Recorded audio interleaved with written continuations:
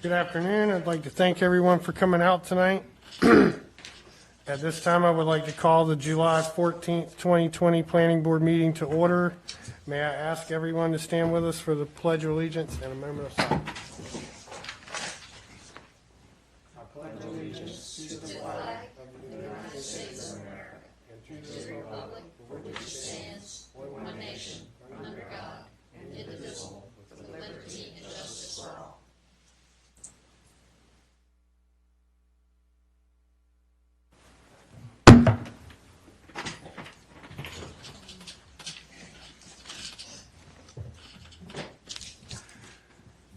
Do any members have any conflicts of interest or disqualifications with respect to any of the items on the agenda tonight? I myself am not going to vote on the item tonight. But we still have 4 people, we still have a quorum without me, so we're good. So we've got 5 people here, 4 to vote.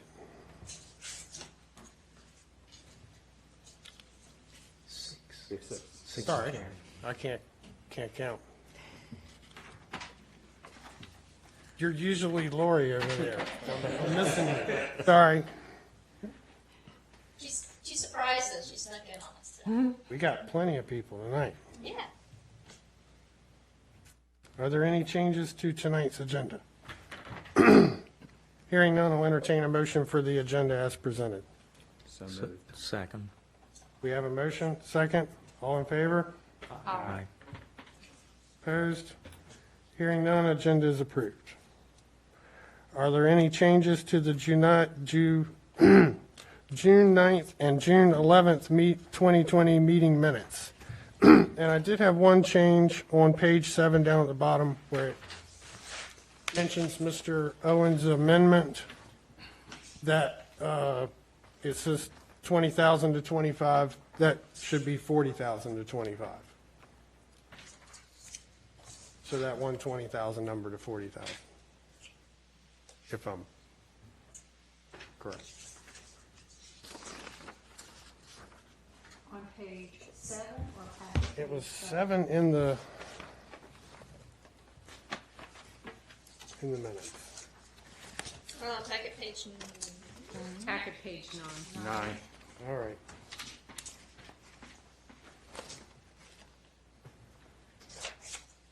There's 2 different page numbers. Sorry about it. So what was the change on packet page 9? Yeah, I don't see the square footage there, though. That's not it. I don't think it's on that. Okay, I see it. What It's page? actually packet page 19. With too many minutes, that's minutes. Yeah. Yeah.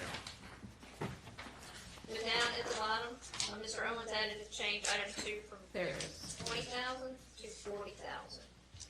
Yeah, the 20,000. It should be 40,000 to 25.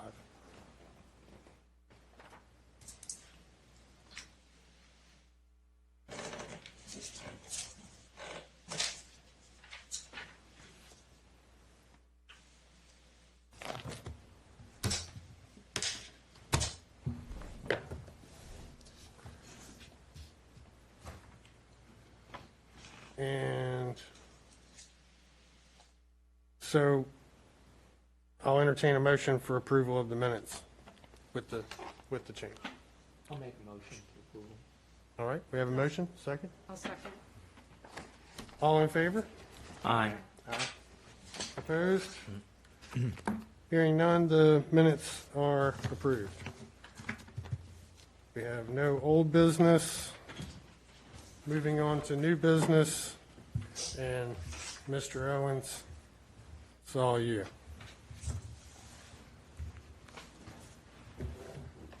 You want to slide over here? You want it I'll over take there? it over here. It's fine. There you go. Thank you. New business, we have PB 20-11, Stephen W. Currituck text amendment as modified. The amended and proposed text amendment to the UDO, Chapter 4, Section 4.2.5.A, extractive industry, will revise the current ordinance language in an effort to require mining operations to have an improved direct access to major arterial streets, direct easement, or private right-of-way. Prepare an access impact report for operations that utilize an easement or private right-of-way. Remove the extension of expiration of time period language and require all expansions to go through the same process as a new permit.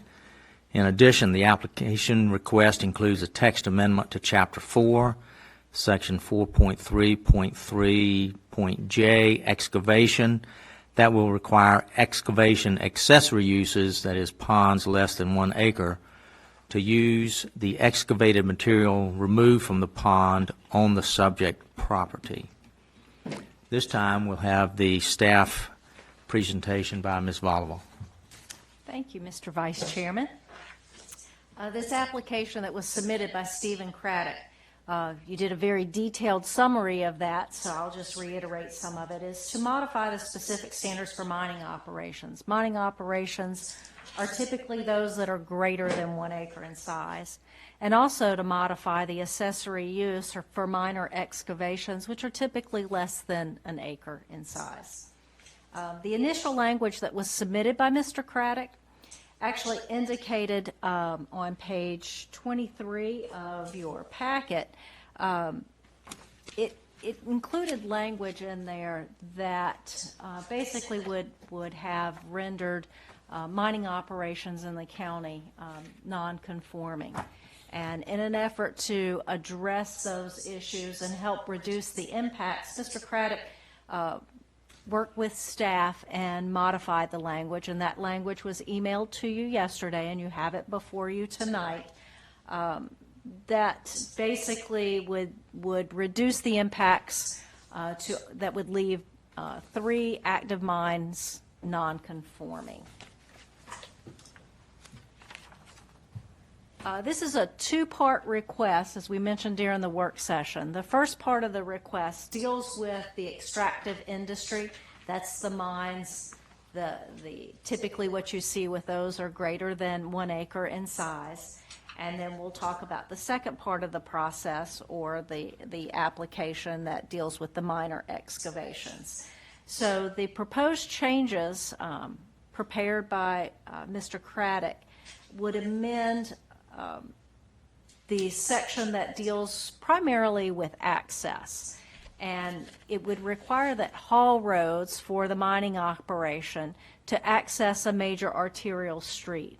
A major arterial street would include Highway 158, 168, NC 34, NC 615, as well as NC 136, which is Macedonia Church Road. Along with that language, it would require that all mining operations have continuous pavement that would extend 200 feet from the edge of the major arterial pavement into and along the haul road. And that's primarily for protection of the highway, as well as keeping some of the excavated material, some things that typically stay on the tires as it leaves the site, keeps it on site and off of the roadway. It also would require an access impact report, and that access impact report would apply to properties that have a haul road that would be either through an easement or through a private right-of-way that could in fact have an impact on an adjacent property owner who may also use that easement or that private right-of-way. It would require that a professional prepare that report. That professional would have to have knowledge in road construction as well as transportation, and they would identify what impacts that heavy equipment may have on that easement, and its current state that it's in, if it's a gravel road, and the types of trucks that will be used, number of trips per day, and what mitigation efforts could be provided to reduce the impacts that the adjacent property owner may see with the heavy equipment access. It also includes in with this language, any expansion for a permitted mine site, that expansion would have to go back through the Board of Commissioners for a quasi-judicial hearing in order for that to be granted. Right now, there are two forms of expansion. One is allowed administratively for up to 40%, which is an additional 10% above what's typically permitted, the 30%. With a quasi-judicial proceeding, you would not want to have some level of administrative review of a use permit and increasing any intensity as a result of that use permit without it going through a hearing. And then it's maintaining the language in the ordinance that would allow for expansions up to 50%. It would require board approval to do that, and that's how it's currently listed. It also would modify language as it deals with expiration and extensions. Expiration and extension would be removed from the text if approved, and would require the applicant to go back through the process, the quasi-judicial use permit process, in order for the permit to be expanded.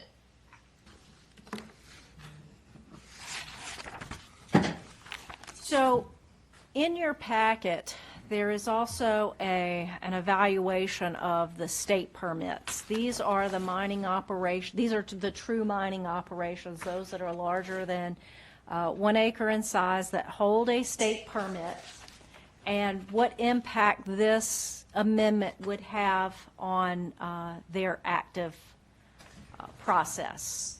So the Thrasher mine is located in Moyock. It has a secondary road access. This action would render that site non-conforming. Bayview Sand Mine, which is located in Lower Currituck, it accesses a secondary road. It was permitted in 2018. They can continue to operate under the conditions of that permit. If they wish to apply for an expansion or an extension, it could affect their ability to do that because it would be deemed non-conforming. The Griggs Pit, that's a relatively old mining operation. It is still active. It does access a secondary road. It would render that one non-conforming. And the Brumsey mine, that's an inactive mine, been permitted since 1995. It has a secondary road access. However, it would have the ability to relocate. It's a longer road. It would mean improving a longer access, but it could provide access to Currituck Highway. Something to point out, I left the zoning tab on here in the category for that so that it would illustrate that there are 4 mining operations that are currently non-conforming due to the zoning, and this amendment would have no effect on their applications because they are currently non-conforming. They could fix that by going through a rezoning process potentially and render their sites conforming. Does the board have any questions as it relates to the mining operations?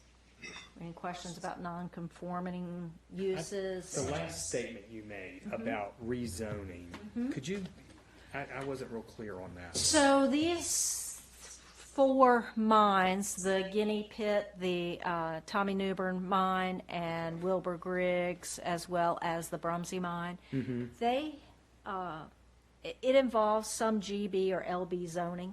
Okay, Mining operations are not allowed in that zoning district. okay. That includes their haul road, that includes the mine, that includes the stockpile area. They could request a rezoning of that portion that is non-compliant, like the GB, the LB. That's why they're non-conforming. Yes. They're not non-conforming because of the access issue. They're Correct. non-conforming because of the zoning. Correct. Okay. Now, the Brumsey mine does have an access issue, but could resolve that as well through an alternate access. Okay.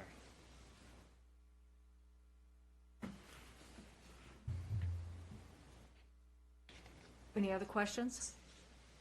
We'll go on to the second part of this request, which has to do with the accessory use excavation, and that's the minor ponds. Those are typically small ponds that you will see on a residential property. Most of the time, it's dug for purposes of obtaining fill for septic or for the house pad or even for both, or just to fill the property's low areas and grade it out, because most of the time, these larger tracts were previously farmed. It might have some low areas, and they want to spread the material out, level out the property, so you have positive drainage. Quite common in areas that require a good amount of fill for septic areas. The proposed change for this section of the ordinance is for those small ponds, those accessory uses, as you would typically see with a residential activity, it would require that that excavated material be used on site and it remain on the property. Now, does that mean you can never remove the material? There's no way that you could have an option, if you will, where they could remove the material from the site? Yes, you could remove the material from the site, but it would require you to go through the use permit process as if it were a mining operation. Sometimes these activities aren't truly accessory uses as it relates to a residential home construction. It is sometimes used for the purposes of obtaining fill for an off-site location. And we do see that from time to time, that it is truly a mining operation where you could have in your residential community, if you meet all the setbacks, post the bond, you could have mining activity where you would have dump trucks going in and out of there, an excavator. You may not have you may or may not have dewatering associated with it. Usually you wouldn't, but because it's a small mine, you could have dump trucks that are leaving the site regularly, which may be a concern if you have the private roads and private easements that other people are having to maintain as well. I know a lot of times we see these with 10-acre exempt properties. And most of the time, those are private roads that are maintained by the property owners in those subdivisions. So this particular change would make it truly an accessory use to the property. And we would support that change as well. Does the board have any questions regarding that? So in other words, there's some of these that are operating as mines. There are some that are operating as mines. Okay. In looking at the number of active less than 1 acre sites, there are about 14 that we have in our system that are active, and some of those are operating as a mining operation and not using the material on site. Well, let me ask you this. Just It's hard to tell which ones are and which ones aren't, other than Yeah. the fact that we do receive complaints Right. of those activities from time to time, because it's not a requirement that if you are using material on site, we ask that you show it on your plan. If you're not, then of course you're removing the material from Well, the then the property. whole operation changes. Right. So if someone, the only question I have, like if someone is digging something to fill in for a septic tank or fill in their lot to build or what have you, and you're requiring whatever they dig out to stay, what if they hit like stumps and trees and just junk that can't stay on the property? I mean, is the county flexible with things like, I mean, because I could see where there could be a problem with something like that. You start digging and it's like, man, I've got tree stumps and things that I need to get out of here. Yeah, I would say that's, I mean, they're not. yeah, you could potentially add some language in there to caveat that to protect somebody from being I mean, I able could to see remove that could poor happen, soils you know. or in poor some- material that, Yeah, because you are exactly right. In some of these areas, you might actually Hit find crummy some stuff. stumps and organic material that, some tree, It needs to be removed. Yeah. Yeah, for aesthetics. And- Yes. Okay. Good question. that is a good question.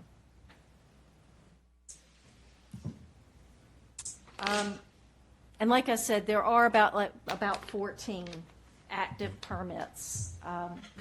This modification really wouldn't affect those because most of the time, as we discussed during the work session, most of the time when someone makes application for a site that is a minor pond, minor excavation or a pond, they will come in with an application that maximizes the abilities or the permits activity on that site. They will go for the full 1 acre because it includes the haul road, it includes the fill material, it includes the stockpile area, and that's a state requirement as well, not just a county requirement. So all of that counts into the 1 acre. So you may not necessarily end up with a 1 acre pond, you may end up with a half-acre pond because you have to calculate in the haul road and where you're storing the material, where you're filling in the lot as well.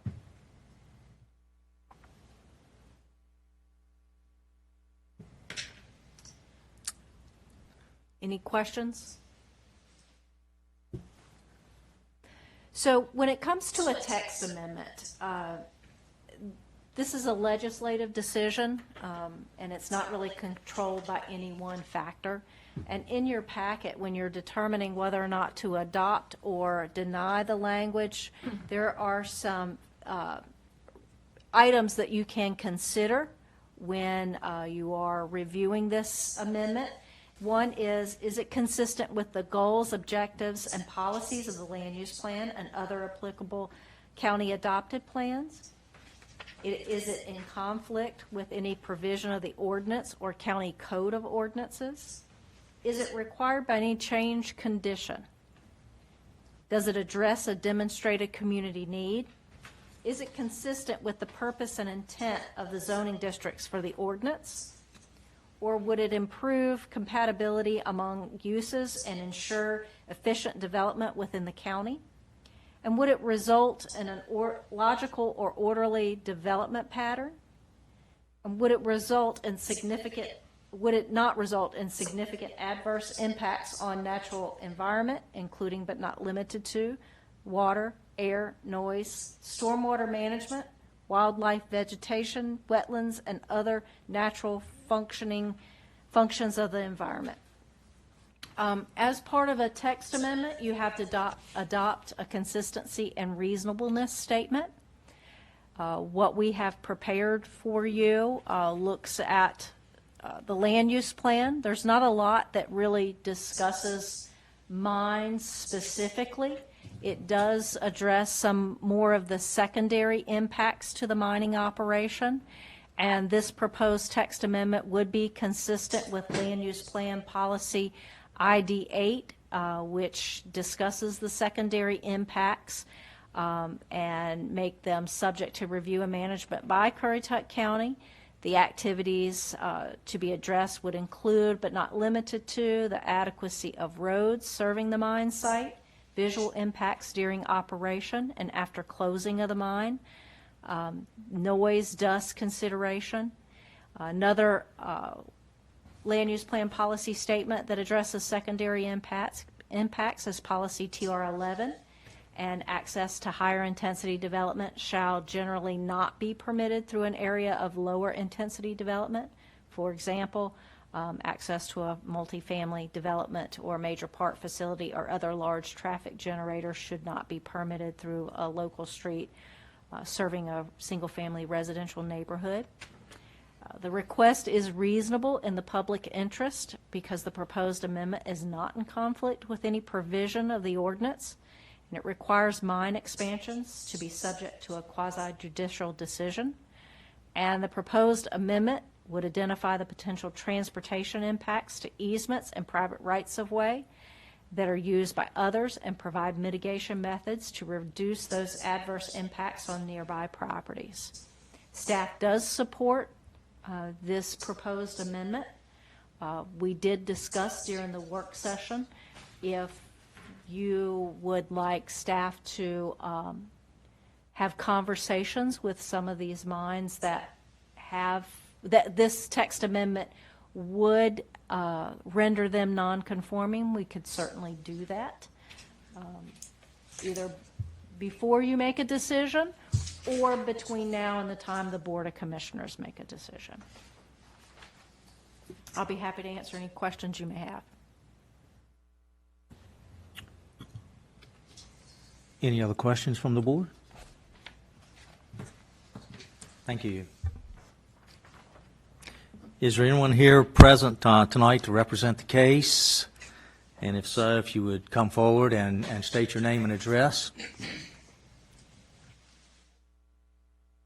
Hello, I'm Stephen Currituck. I live at 102 Hickory Hill Drive in Grandy, North Carolina. I am the applicant for the text amendment. Did you want me to go ahead and Yes. present my case now? Yes.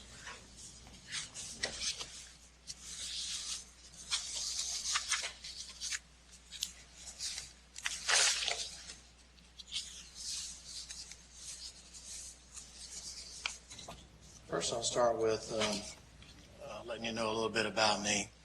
I'm a real estate appraiser here in the county. I own a couple of businesses, the appraisal business and an electrical contracting business. I have served on the board you all are serving on. I served on the planning board for 6 years. I served on the land use plan steering committee for 3 years. And I have served on the board of adjustment for a year. So I'm very familiar with what you go through, and I understand those complexities and all that stuff. During my term of service on the board here at the planning board, many times you see things come across your desk that sometimes just don't look right or perhaps need fixing. Sometimes there's unintended consequences that happen because of how things may be worded, or maybe it wasn't thought thoroughly when it was initially performed. And the UDO really is a living document. It gets amended all the time when we find that we do have problems. When we do have problems, we do what's right and try to fix it. And that's the reason that I'm here before you all tonight. And if you want to, we'll kind of go through. Donna did a great job on explaining the intricacies of what was going on with this in the work session and also right now. What you're going to find is the majority of these items are really, some of them benefit mine owners, some of them do not benefit mine owners, but the majority of these items that I'm presenting to you, that Donna's already spoken about, is here to protect the public and public's rights. If you look on page 413, under A1B, any mine activity affecting 1 acre or less, including excavation area, overburden or field area, access roads, etc., for all a portion of the excavated material is removed from the site, shall be subject to these regulations and require use permit. That's what Donna was speaking about earlier about the 1 acre or less pond permits. When it becomes a business, that's when it should be considered an actual mining operation, instead of if you have a piece of land and you want to put a pond there, and the reason you're doing that is so you can add fill to your property so you don't have to purchase it from elsewhere, then sure, you're able to do that. But when you start selling the excavated material, then you're really becoming a business and you're not actually doing it to benefit your own property. You're just selling it to make money. And if we move forward to page 10 of 13, this is where I speak about under access impact report prepared by a professional with transportation and road construction experience. addressing the potential impacts the use of trucks and heavy equipment may generate on the easement or private right-of-way, and mitigation methods to address these impacts. And what that's mainly speaking about is reasoning that you would like to have that is if you are a property owner that already exists, or perhaps you don't have a dwelling on your property yet, and a mining operation intends to do that through your street or your private right-of-way, then you want to have the benefit of the doubt of knowing that in the event that the road or the easement or that private right-of-way, if it becomes damaged, who's going to take care of it? Perhaps you are already going to be paying dues to a fund that may exist already to repair this private right-of-way or private easement. But if these heavy trucks are coming in and out, they will absolutely damage your local streets. Farther down, mitigation methods within that same paragraph may include but not limited to road maintenance agreement, performance guarantee, or other methods acceptable to the Board of Commissioners.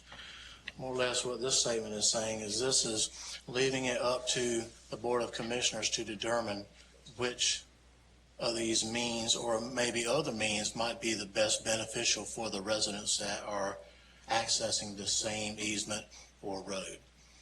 And it's just another protection for those homeowners who may be negatively affected by the use of those heavy trucks and equipment coming through that.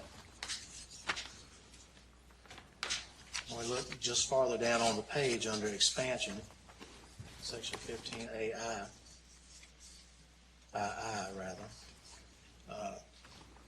currently the way it is a mining operation initially can get up to 30% on their application.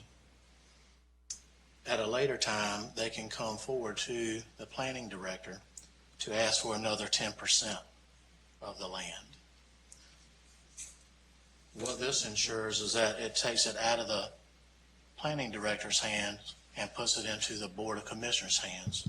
Because it is a quasi-judicial matter, one person or staff, the planning director, should not have to make that decision. That should be made by the entity that manages the county, which is the Board of Commissioners. If we go to the next page, 11 of 13, speaking of the extension of expiration time period, this is another one of those issues.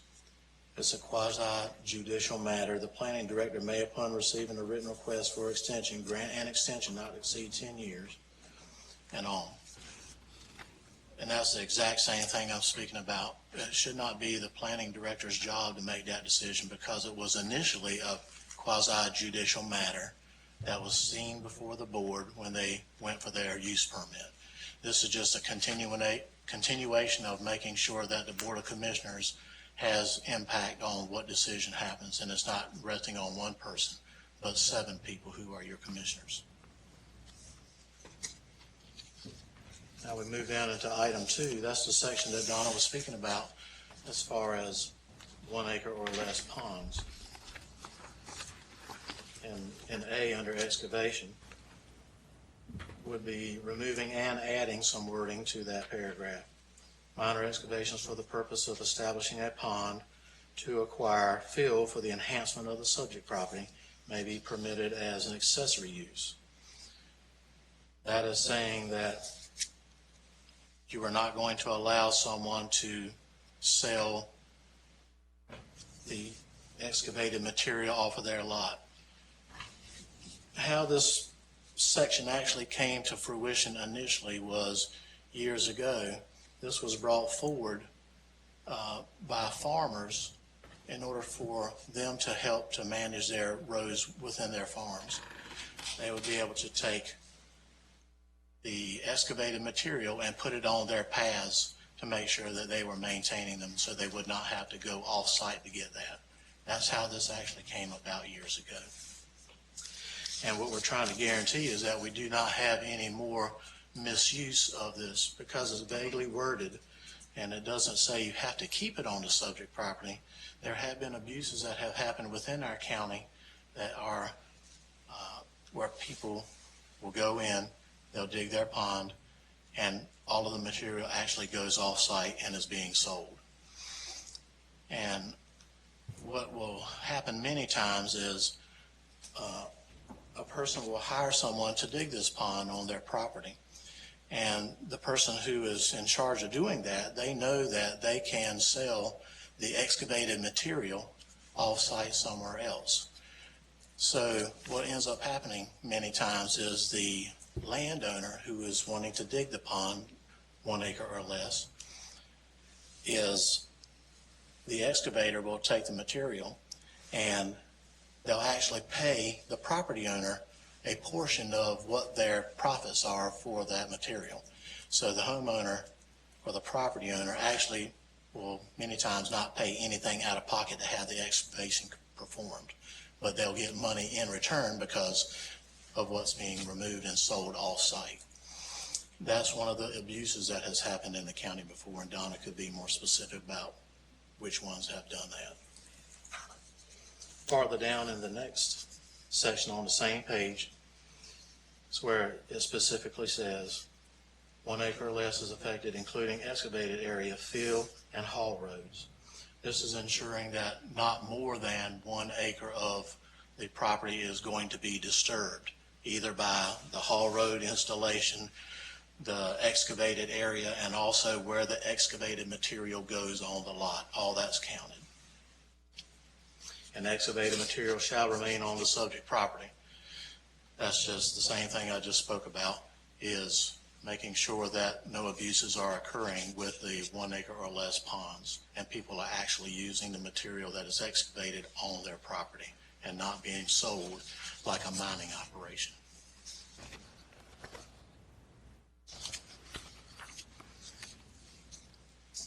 And the section about access roads, that's really the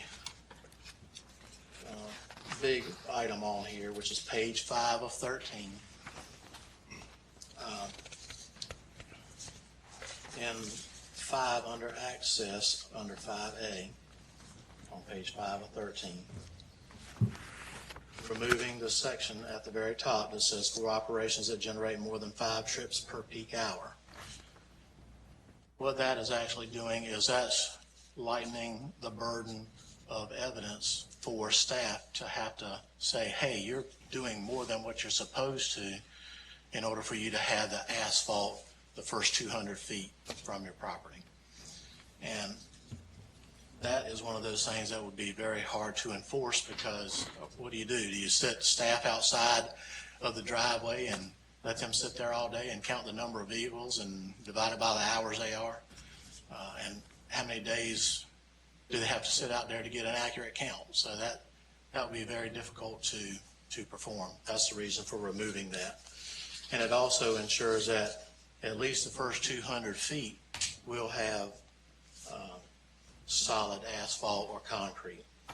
And it says down below with the underlined portion, for the purposes of this section, continuous pavement shall be solid concrete or pavement and shall not include millings, ground asphalt, or friction coarse products. And this is to help to define the reasoning by having solid asphalt. As you have seen, we all live here in the county, and we have seen how companies out here that are renovating our highway, they grind up that material. They take off a few layers, it gets transported to trucks, and that's what you call millings. That's more of a temporary type material when it is taken off of the highway, for instance, or another road and used elsewhere. It does not have the same properties as solid asphalt. It's more of a temporary surface, and therefore it will degrade faster than actual asphalt or concrete. The ground asphalt's the same difference. It's just another way to word it so we know exactly what we can hold someone accountable for, instead of it just being whatever you can find to throw on top of the dirt road that you currently have. That is what we do not want for our county. We want to make sure that the roads where these access points are from mines that are existing and new ones that will come along, we want to make sure that they are protected. And what will end up happening when it comes down to the access at those haul roads, where the haul roads comes out to whatever road they're on currently, is, as Donna said, perhaps the road farther back than 200 feet is gravel or some other substance, or maybe it's just broken concrete, or it could be just dirt. As those trucks are going in and out, especially as they come out, when they're coming out, if there is no asphalt or concrete there that is solid, they end up bringing all of the rocks and everything else is in your tire. You know it yourself when you go into a parking lot and it's a gravel parking lot. Guess what? When you get back home, you're like, hey, I got 50, 100 of these little rocks in my tires. That's the same thing that happens with those large trucks. They're bringing in all this material off-site onto the road, and that actually causes damage to the surface of the road. And it also reduces the amount of dust that is happening as they are going in and out of their property. That has been a complaint in the past from properties that are around existing mines, that it was very dusty. And that's how that came to fruition, about why it was worded that way in the first place, about putting that in there. And also, under 5C, all access roads, haul roads, shall only have access to major arterial streets through direct access, through private right-of-ways or easements. What this is saying is that roads are built differently. The parking lot here is not built to withstand the same weight as a highway or an interstate. They're constructed differently. If you can imagine layers, kind of like a cake, you have one layer here that may be compacted soil. You have another layer that is aggregate, ground up rocks, bigger rocks. Then another layer of aggregate that's finer rocks.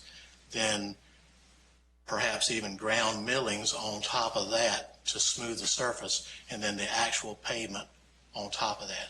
So you're talking about multiple layers on how the construction of a road is. Local roads, subdivision roads, parking lots, all those do not have the same construction as a highway. Secondary roads also do not have the exact same construction and weight limits as the highway. And for that reason, that's why you would want these very heavy trucks, heavy equipment coming out to those roads that are actually designed to carry that kind of weight, instead of tearing up roads, secondary roads or local roads or feeder roads, any of those. You want that weight to be distributed on something that can actually handle it. There are locations within our county where existing mines near them have damaged the roads. Those vehicles that are coming in and out, it is a fact that has happened. You can drive down quite a few roads. There's 16 mines that are on that list that Donna had given you. And on some of those, you can actually go down there and see for yourself that the roads are damaged by there. And it's from the heavy, repetitive traffic that happens from a mine haul road. And if we'd like to focus on your chart for a moment. As I said, there were 16 existing mines that are permitted in the county, and as Donna said, there's 14 other ones that she knows of that are the 1 acre or less mines, which this doesn't talk about. This is only talking about permitted mines that we have in the county. These are 4 private mines. On that particular chart, there are 4 particular properties on there under the section under road that show that they would be affected by the new language of this proposed text amendment. And that is what would make them non-conforming, is that they do not have currently direct access to a major arterial. And kind of to help you out, I'll give you, I think I have it here. I'll give you the definition that our UDO currently has for major arterial. It says street, major arterial. This is straight from the UDO that you can print online. A street whose principal function is to carry large volumes of traffic at higher speeds from one part of the county to another. Specifically, the following streets shall be considered arterials: US 158, which is Currituck Highway and Shortcut Road; NC 168 from the 7-Eleven there in Barco northward, the highway; NC 34 over in Shawboro area; NC 136, which is in Poplar Branch; NC 615, which is Knott's Island Road, as you're going into Knott's Island from the Virginia side; and NC 12, and as Donna stated, there's no mining allowed on NC 12, but those are considered major arterials. There's other definitions for different other types of roads, like collector streets, public streets, private access. There's, I think, near 15 different definitions, but this is specifically talking about major arterials.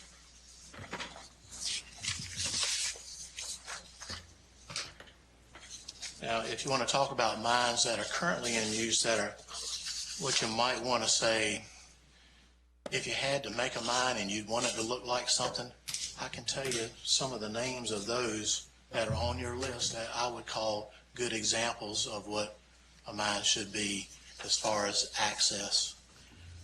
Bluebird Mine, number 1. Countryscapes LLC Mine, Cheshire Meadows Mine, and Green Acres Lane Development Mine. Those all have nice paved entryways. They meet the UDO, and they are run effectively, and you do not see damage in front of these particular sites, and it's because of those things. They all are fronting on major arterials.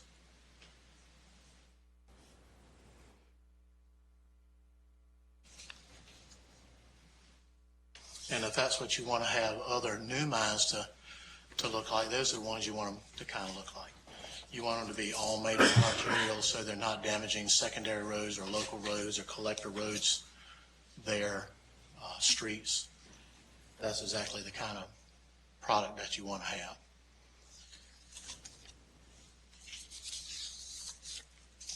Do you all have any questions? I do. The 200 feet that is being proposed, is that going to have to be a DOT standard weight or built? Or is it just something that is really just stopping the excess dirt and?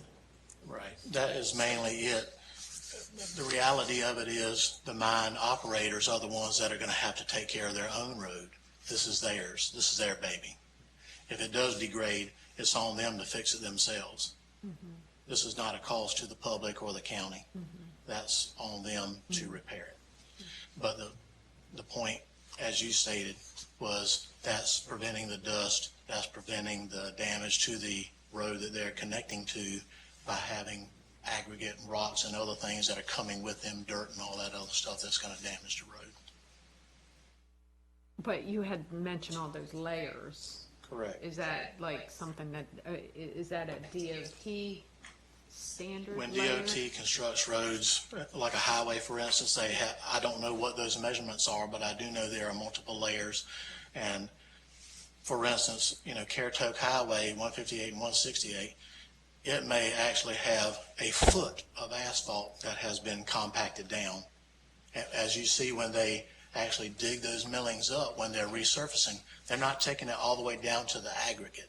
They're taking off a layer or two of that to get down to a solid surface that isn't damaged. So they pull that up, take it off, and they repave, and they compact it back down again.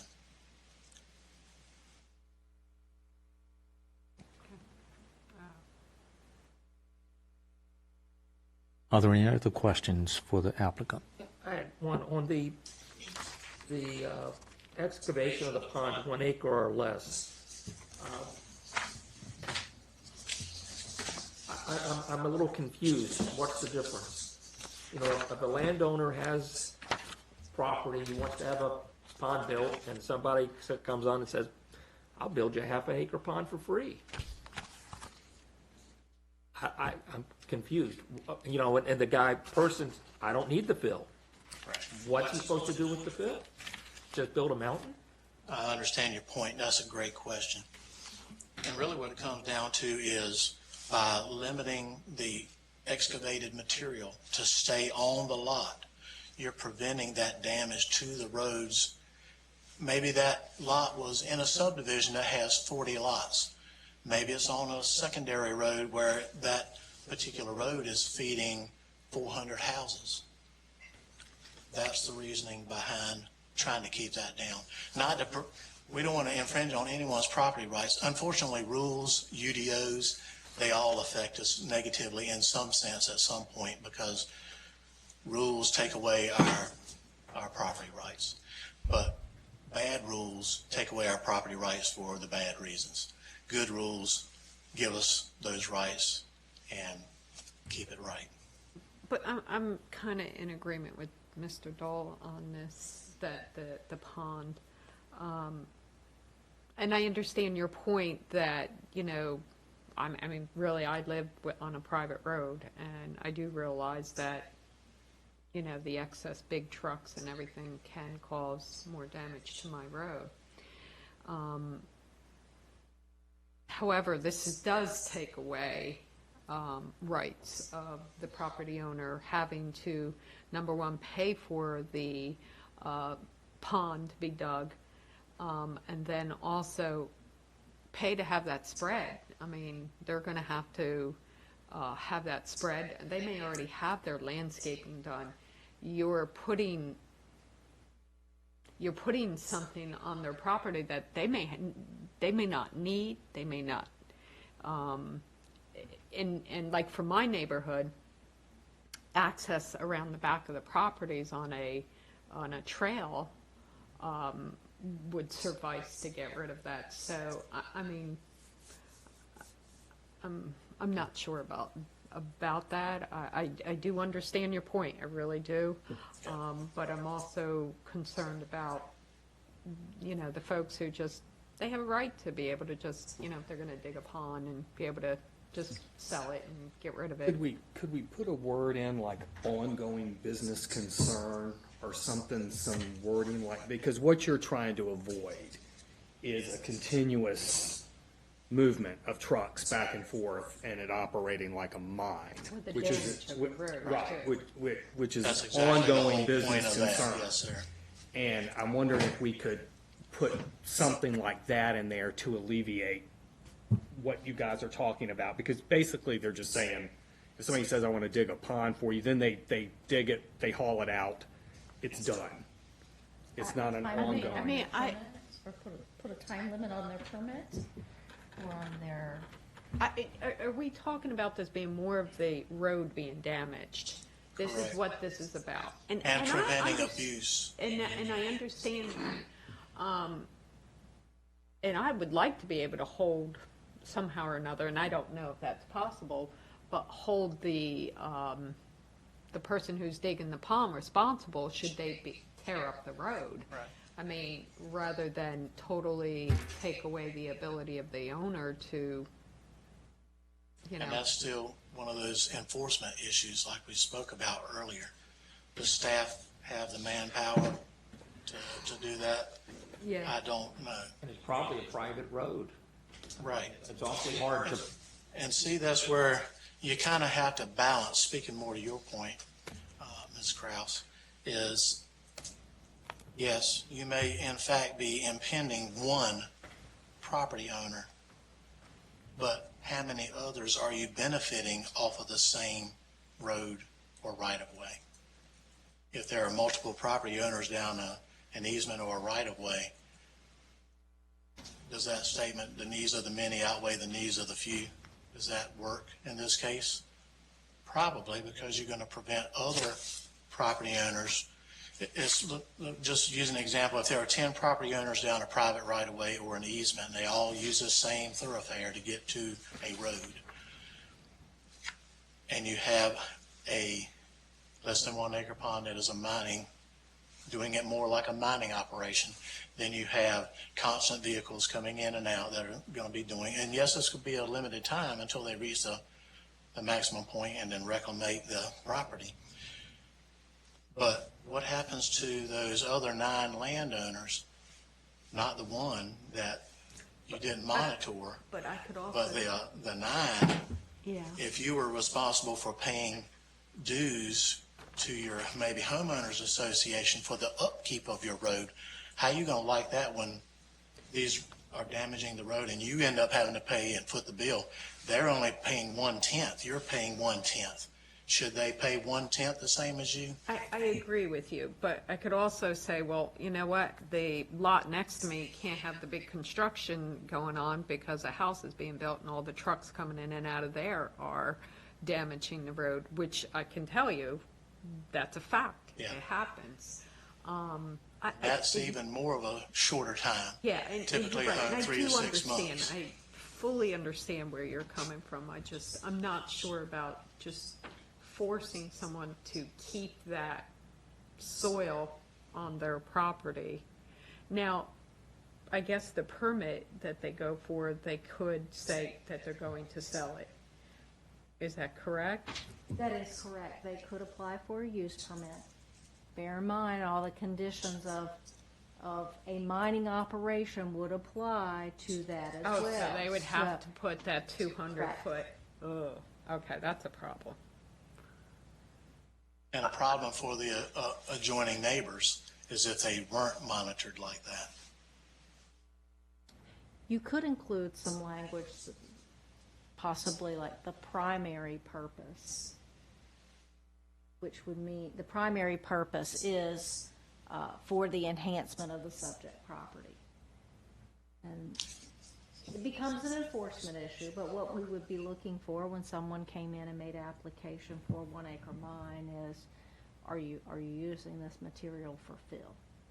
Or that's a question that would be asked. Where are you putting this material on the property?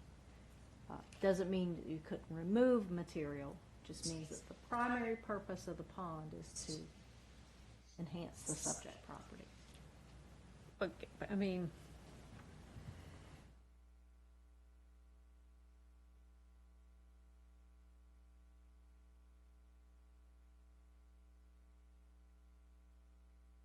well, no one's gonna want 200 feet of asphalt for a temporary purpose of a pond. They're probably gonna do something much larger if they're going to go for a mining permit. Through the county's use permit process. They're gonna go most likely larger, because they could.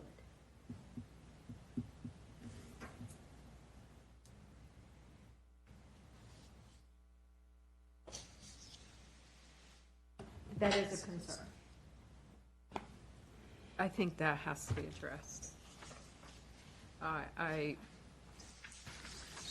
I definitely would be willing to augment the wording in there if we would decide like that to, would I would be like to necessary. see where, when someone wants to be able to remove fill off their property, they should have the ability to do so, and not have to put in 200 feet of asphalt. Understanding fully the damage that could take place with the road, but, you know, some of this is where the homeowners could, you know, take this up with the person who is causing any damage. And that takes all responsibility off of the county, but, and just like a truck can make damage, you know, I mean, my driveway was damaged from, you know, oil being, or gas being delivered. So we're not going to eliminate all damage. Right. I don't think that's actually possible. I understand what you're saying, and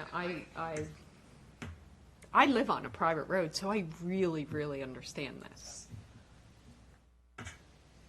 And the way our complaint system is here in the county is, the county is not out every day looking for violations. No. This is a citizen-driven complaint system, Yeah. meaning it just happens until somebody reports it against another property owner. Right. That's how our system works here. Imperfect as it may be, that's how it is. And if someone calls, somebody can, or someone does not call, someone can get away with it until someone calls. And that was one of the reasons, when working with staff and working with Donna on these, the wording, it was mainly about helping to repair the flaws in this wording to prevent the abuse. And we understand fully, staff and I as well, that you're taking away a little ability, but I think I could look at just about any homeowner and say, could you probably use some fill on your yard somewhere? Most people won't put any because they don't want to have to pay for it.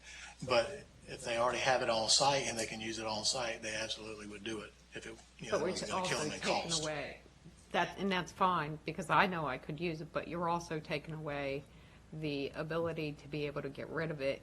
I mean, some people may want a pond for whatever reason they want a pond, for horses, but, they may also already have their property fully developed and not want to have to reacclimate that on the property And and two, if you regrass think about it, you've made some excellent points. If you think about it, a person doesn't necessarily have to dig the maximum. Right. That is the maximum they're allowed to do Right. of disturbed area. So in fact, they may actually excavate less and use less instead of having all this abundance that they have to get rid of because they don't want a 20-foot tall mound of sand in their yard. They don't necessarily have to do the maximum. That's just what they're allowed to do.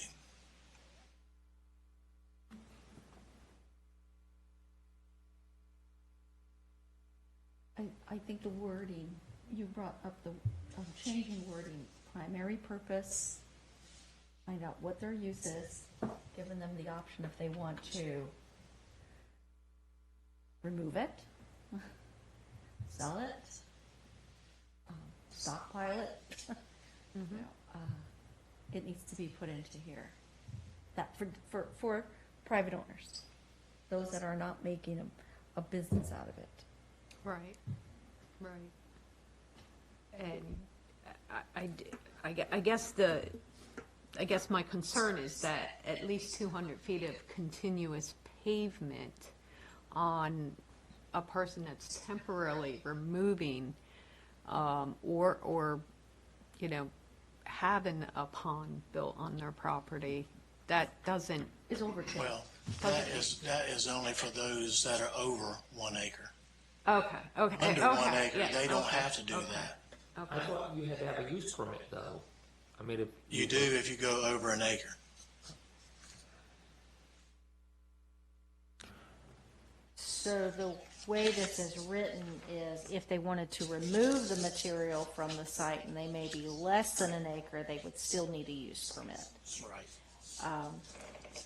So the 200-foot would apply to those, the way it's, as it's written? But I mean, if If it you was wanted on to- site, they do not have to have that. If you wanted to exclude that condition, you certainly could make that in the form of a motion if you, that they would, if you were doing less than 1 acre, but removing the material, you're not subject to the 200-foot continuous pavement. You could do that too, if that's a concern that the board has.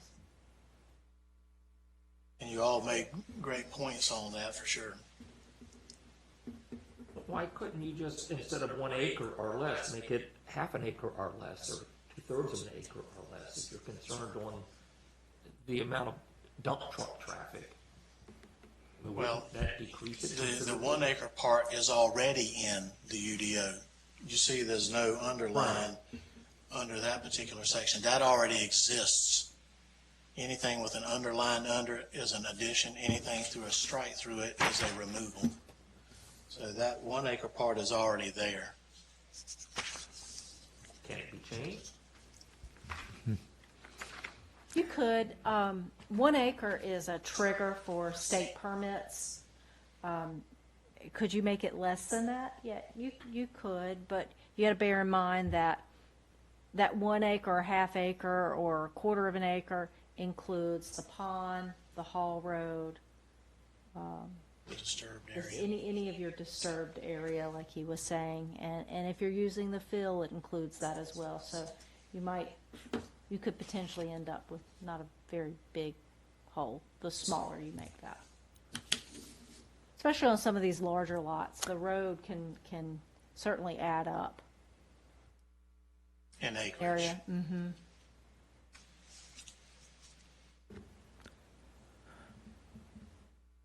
Are there any other questions?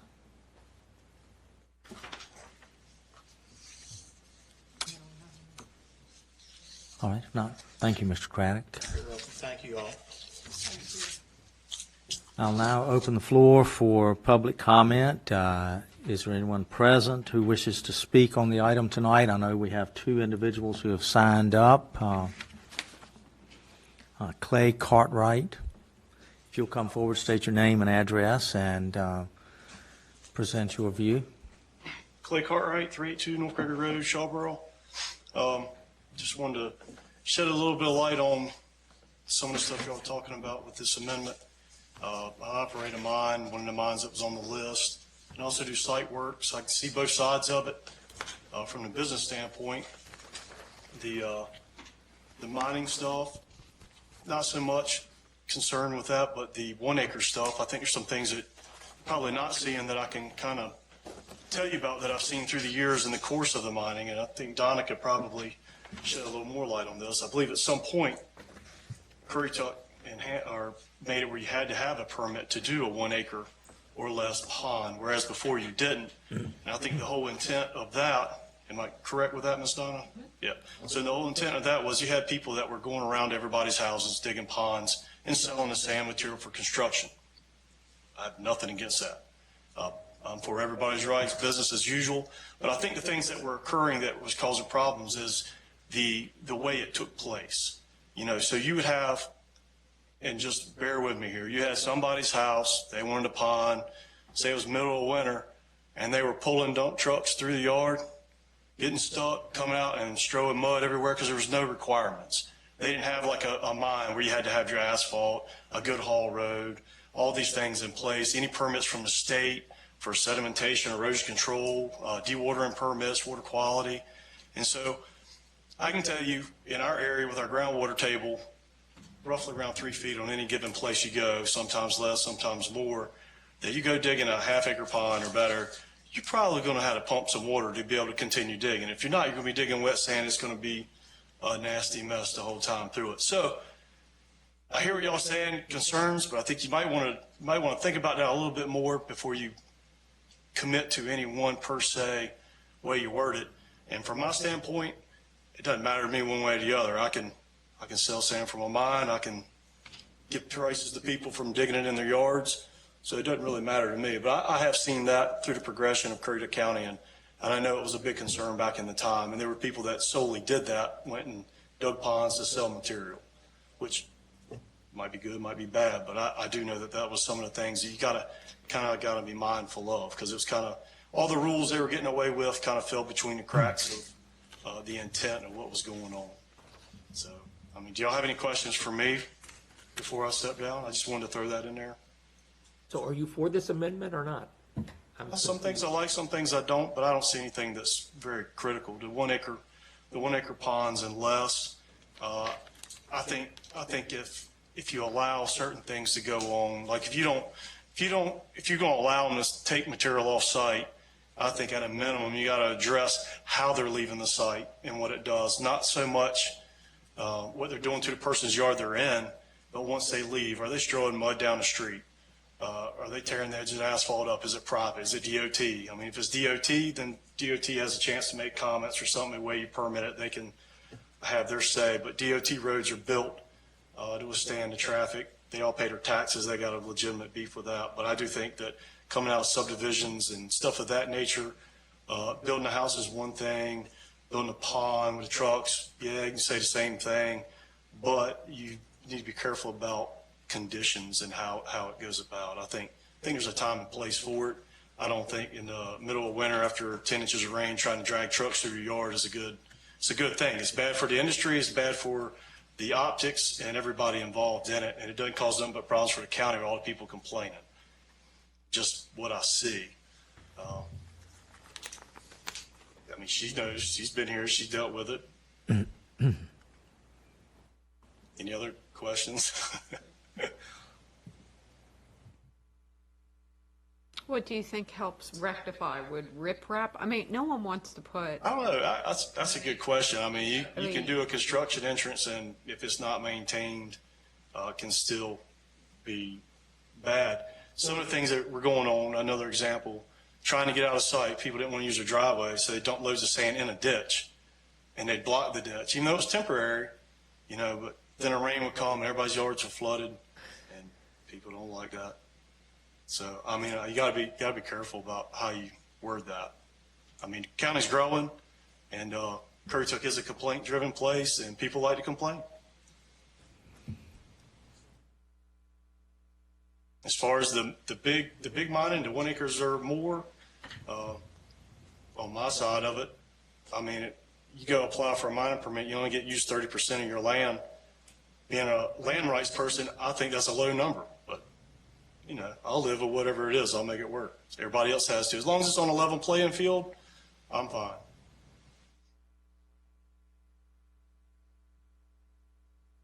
All right. Thank you. Thank you. thank you. All right, and Ken Elliott.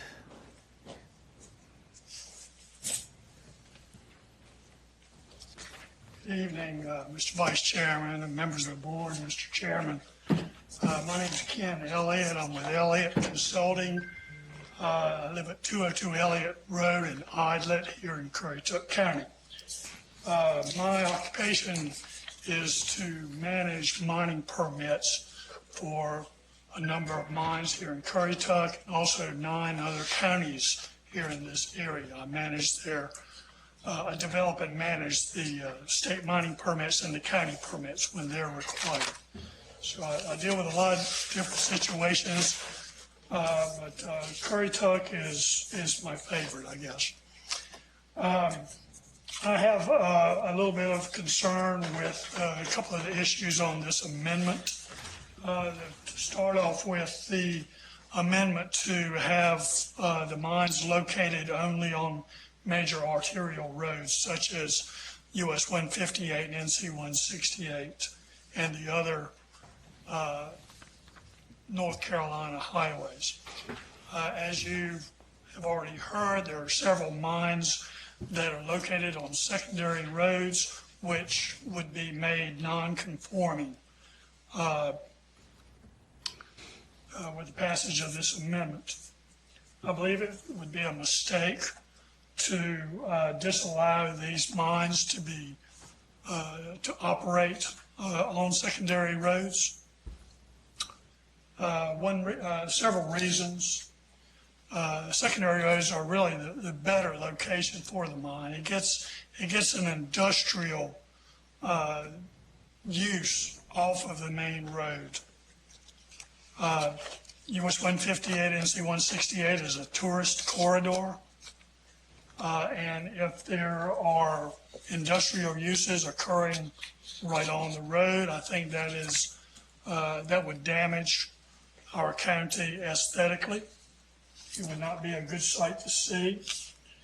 There are already several mines on secondary roads here that would be made non-conforming, such as the RPC Griggs Pit, RPC Robbie Parker Corporation Contracting is one of the major contractors here in the county for road building. The NC Department of Transportation uses them quite a bit for their road building. If they were to be made non-conforming, I believe you would have some grief coming in from NCDOT. I'm sure that they have already issued a statement on this, probably through the technical review committee in regards to this amendment. Generally, I think it would be a mistake to disallow truck usage on one certain type of road. If they were allowed on an interstate, if they're allowed on a United States highway, if they're allowed on a North Carolina highway, but disallowed on a secondary road, that could be problematic. All of the trucks that are going in and out of the mines, they pay taxes, extra taxes. They are licensed to the NC Department of Transportation. And there's not actually a road in North Carolina that is a state-maintained road that these trucks cannot legally go on. So just because it's a secondary road doesn't mean that that road is definitely going to get damaged. As I believe someone here said, there are other large trucks which also use these roads, logging companies, farmers, other large trucking companies. If there is damage to the road, then generally the North Carolina Department of Transportation is notified of this, complaints come into them, and then they deal with the company which is causing the damages. And a resolution to those damages is through weight limits added to that company, and also extra bonding required of those companies. But generally, there's not a state-maintained road out there that a truck does not have a legal right to go down. I believe you could control it if they were going through a subdivision or something like that, where there was heavy residential use or something like that. But generally, a secondary road, such as Tulls Creek Road, Jarvisburg Road, they're all built well. And if there is damage, then DOT is supposed to take responsibility for that.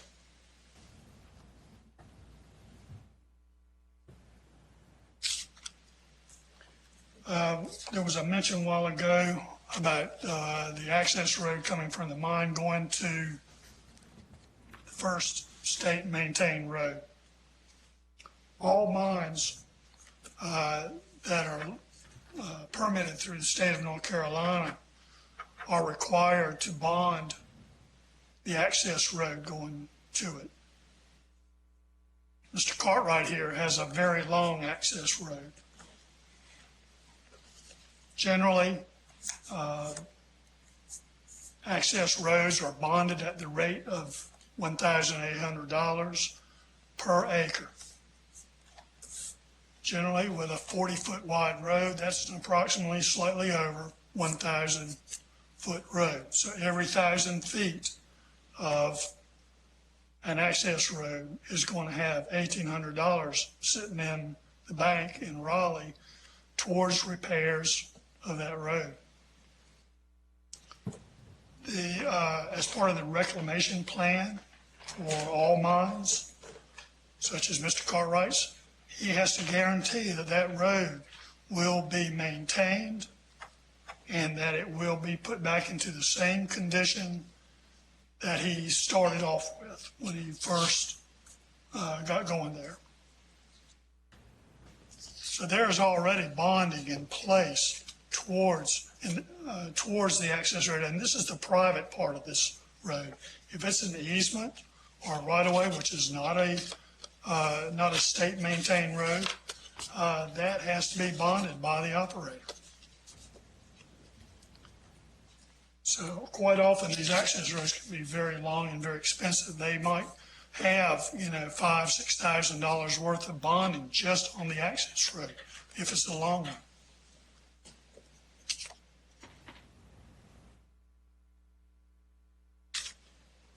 One smaller issue I wanted to bring up, 200 feet of pavement or cement to be placed on roads.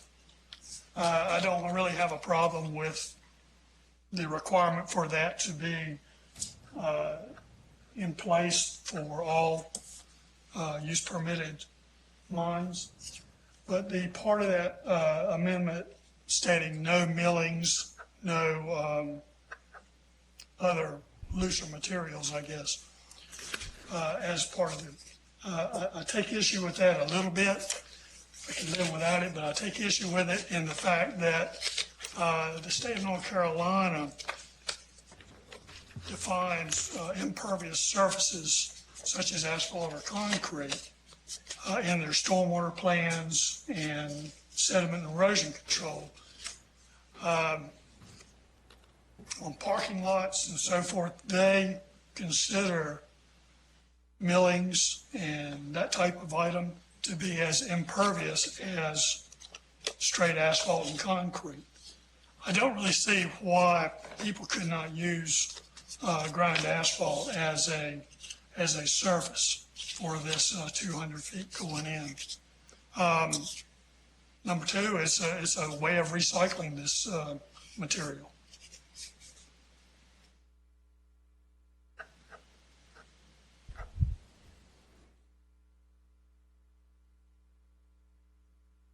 I had down here to talk about the 30% rule, but in rereading the UDO amendment, and correct me if I'm wrong, it will still be available to expand up to 50% with use of going through the commissioners. Is that correct? That's correct. Okay, I did.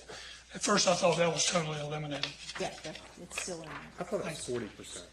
40% was what was allowed administratively Through the planning, but they- That's being removed. So And you're but the actually, 50% still in there. if they go through the commissioners. Correct. Okay. That's fine, that's fine. Parcels in this county are generally small. It's hard to find, it's hard to get much excavation acreage enough to make a site worthwhile unless you've got close to 10 acres. With a 10 acre parcel, you're only going to get 3 acres of excavation acreage, and you're barely breaking even on that amount right there. So I am glad that the ability to expand the mine is still in place on that.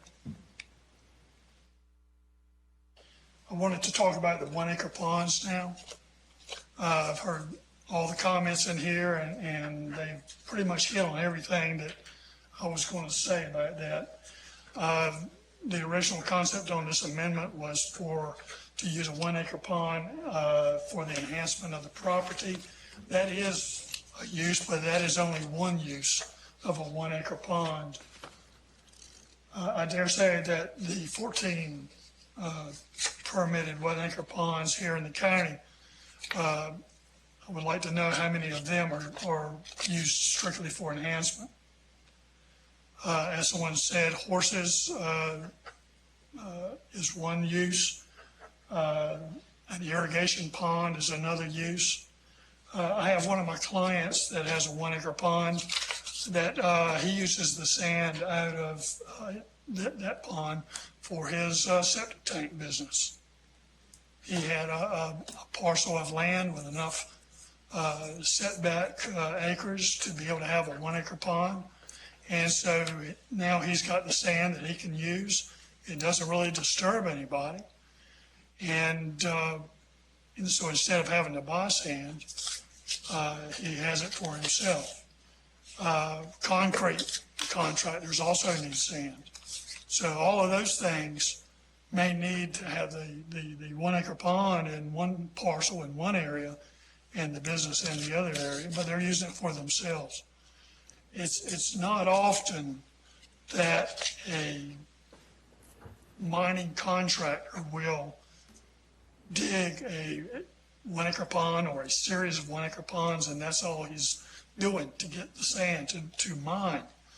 A 1 acre pond may be a precursor to a full-blown permitted mine site. That happens occasionally. But generally, the real reason here is the cost of excavating a 1 acre pond. And I had an operator tell me, I asked him day before yesterday, I said, what would it cost me to dig a 1 acre pond right now without dewatering or anything? He gave me a number of approximately $15,000. So that's an expensive little thing. If he can work out a deal to give the sand or sell the sand to that contractor, then he can get his pond dug for him. The contractor may even give him $1 a yard or a couple dollars a yard for the sand coming out of that pit. So it helps pay for it. And he told me, he said, oftentimes the landowner, as it's already been said, does not want the sand spread out over their property. They don't want it. It would build the land up too much in certain cases. So what are they going to do with it, like you say?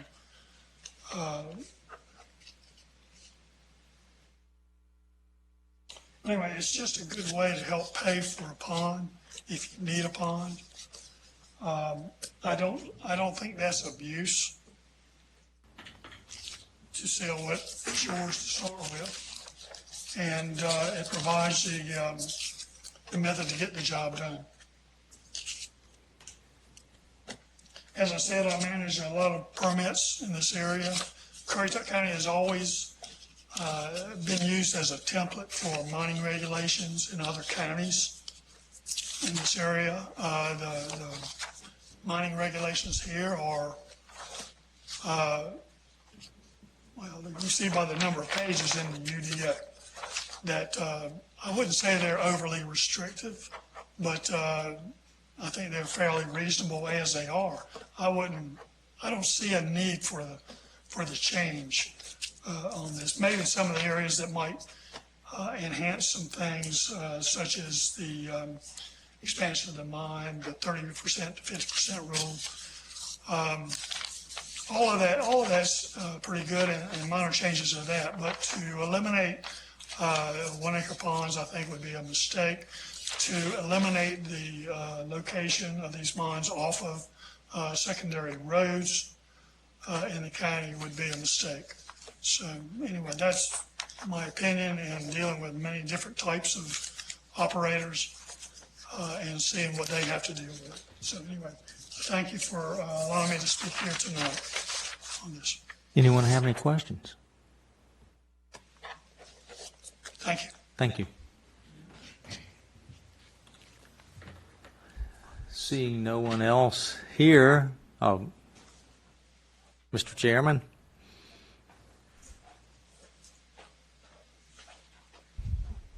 Shea Balance, 345 Jarvisburg Road. I'm just speaking as a citizen tonight on this matter, but I will say I'm in full support of the text amendment as it's written. This, I can assure you, as a citizen of Lower Currituck for my entire life, the less than 1 acre sand pits get abused. If you are selling your material and getting paid for it, that is a mining operation without the proper permits. You have people like Mr. Cartwright here who has had to jump through many, many hoops to do it the right way. And it's not fair to have a guy want to do a pond in his yard for those couple bucks that Mr. Elliott mentioned, and he didn't have to jump through the many, many hoops that Mr. Cartwright did. The 200 feet is to protect the integrity of side roads. I live near the Bayview mine. It has destroyed about a mile of pavement down my road. That is, I know of many little rock roads that have no homeowners association, no nothing, 5 or 6 houses down those roads. One landowner decides to do a less than 1 acre sand pit, and one of those homeowners may have maintained that road with his Kubota tractor for everybody. Now all of a sudden one of the landowners has dump trucks coming in and out every day, and everybody's driving through giant mud holes. So I will say, I know this from experience many, many times, seen it in my neighborhood, seen it in my area of the county, and I support this text amendment fully as it's written. Thank you. Thank you. I'll now close the public hearing. Are there any other questions or discussion at this time? Mr. Vice Chairman, I'm allowed a 5-minute rebuttal. All right, Mr. Craddock, if you will come forward. Need to open. We'll reopen the public session. Thank you, Mr. Vice Chairman. I appreciate all the comments that were given by the members of the public that have come out tonight. Just to start with, just so everybody, this is rehashed. All existing mines can continue to operate. No one is telling them they have to quit. They can continue to go up to whatever their permit limit is without this affecting them negatively. If you look on page 12 of 13 of the text amendment,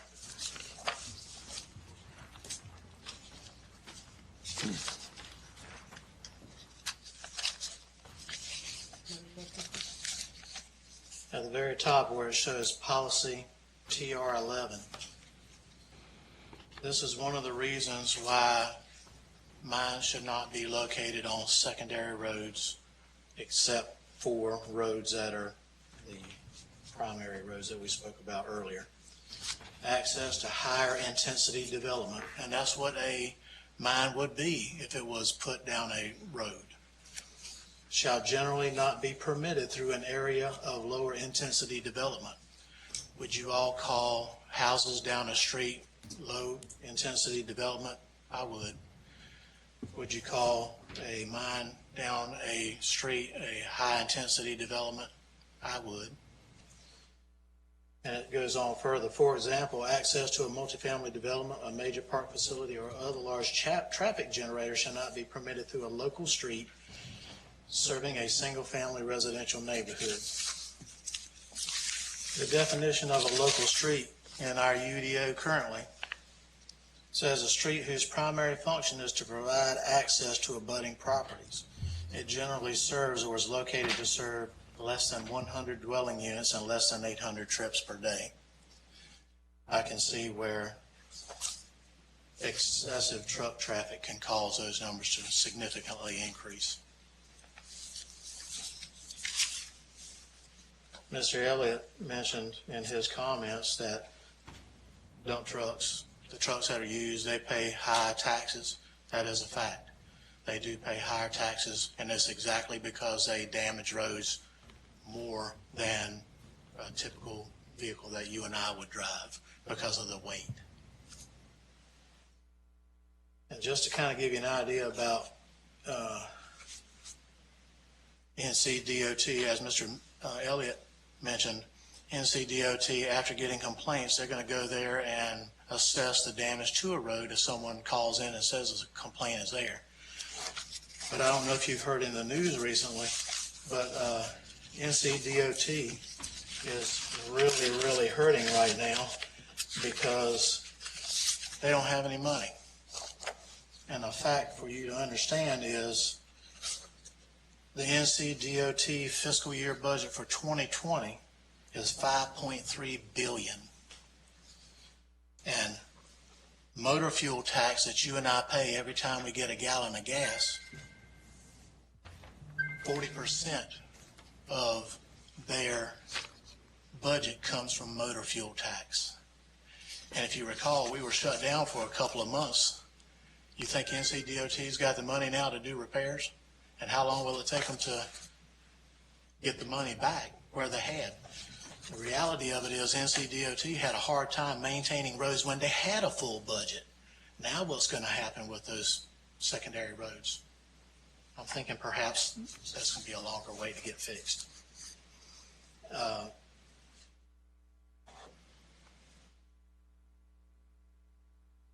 $1,800 per acre of a driveway that Mr. Elliott mentioned, bonded per NCDOT. That's great. That doesn't necessarily say that on a secondary road, that $1,800 has nothing to do with a secondary road. That only has to do with their haul road and any easement or private right-of-way that they go down in order to access a road. Mr. Elliott also mentioned 200 feet of impervious surface that NCDOT considers impervious surface, the same as asphalt or millings. The reality of it is millings is a temporary solution. It normally does not get cured the same way that asphalt does.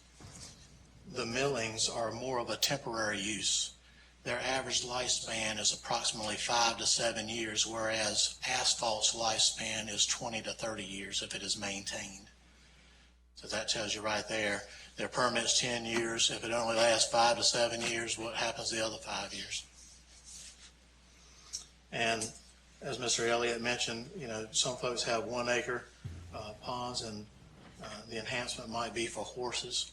That's perfectly great, but when you start selling it, then you're really becoming a business and you're not just doing it and keeping it on site.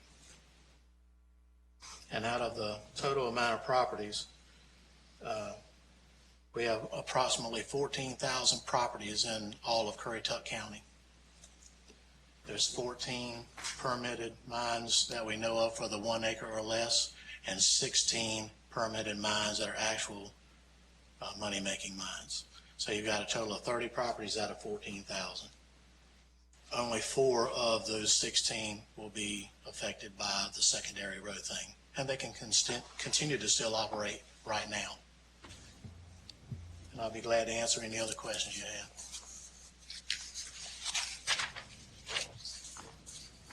I'm sorry, but I keep going back to the ponds, and a person who wants to simply have a pond dug and the dirt removed, and even if he were to give it away, I feel that there should be a right for them to be able to do that. That, I'm sorry, I have a problem with that particular,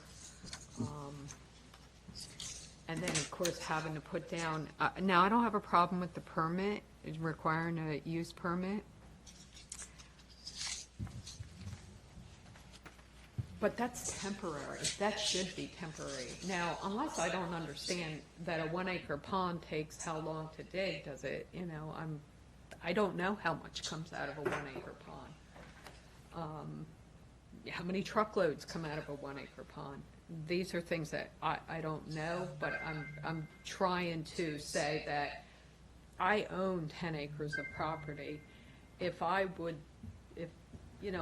to dig a pond, I'd like to be able to just, some of that soil I'd like to go away. I don't want to have to reclimate that on my property and reseed, So I'm trying to strike a balance here. Oh, yeah. Perhaps we could do, like you had mentioned earlier, about inserting perhaps the word primary purpose instead of just purpose, meaning that there may be alternate purposes even though they may not be described specifically. That could be one way to alleviate it, like Donna had mentioned earlier. So let me go back to what I saw here. That was on page 11 of 13 under excavation.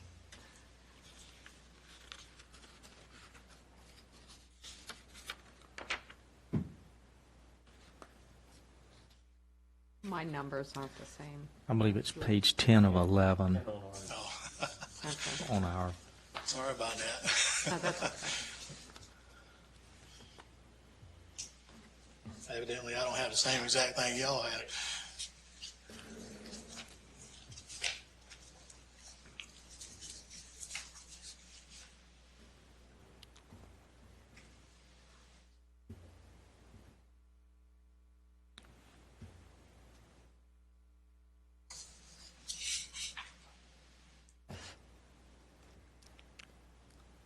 Are there any other questions?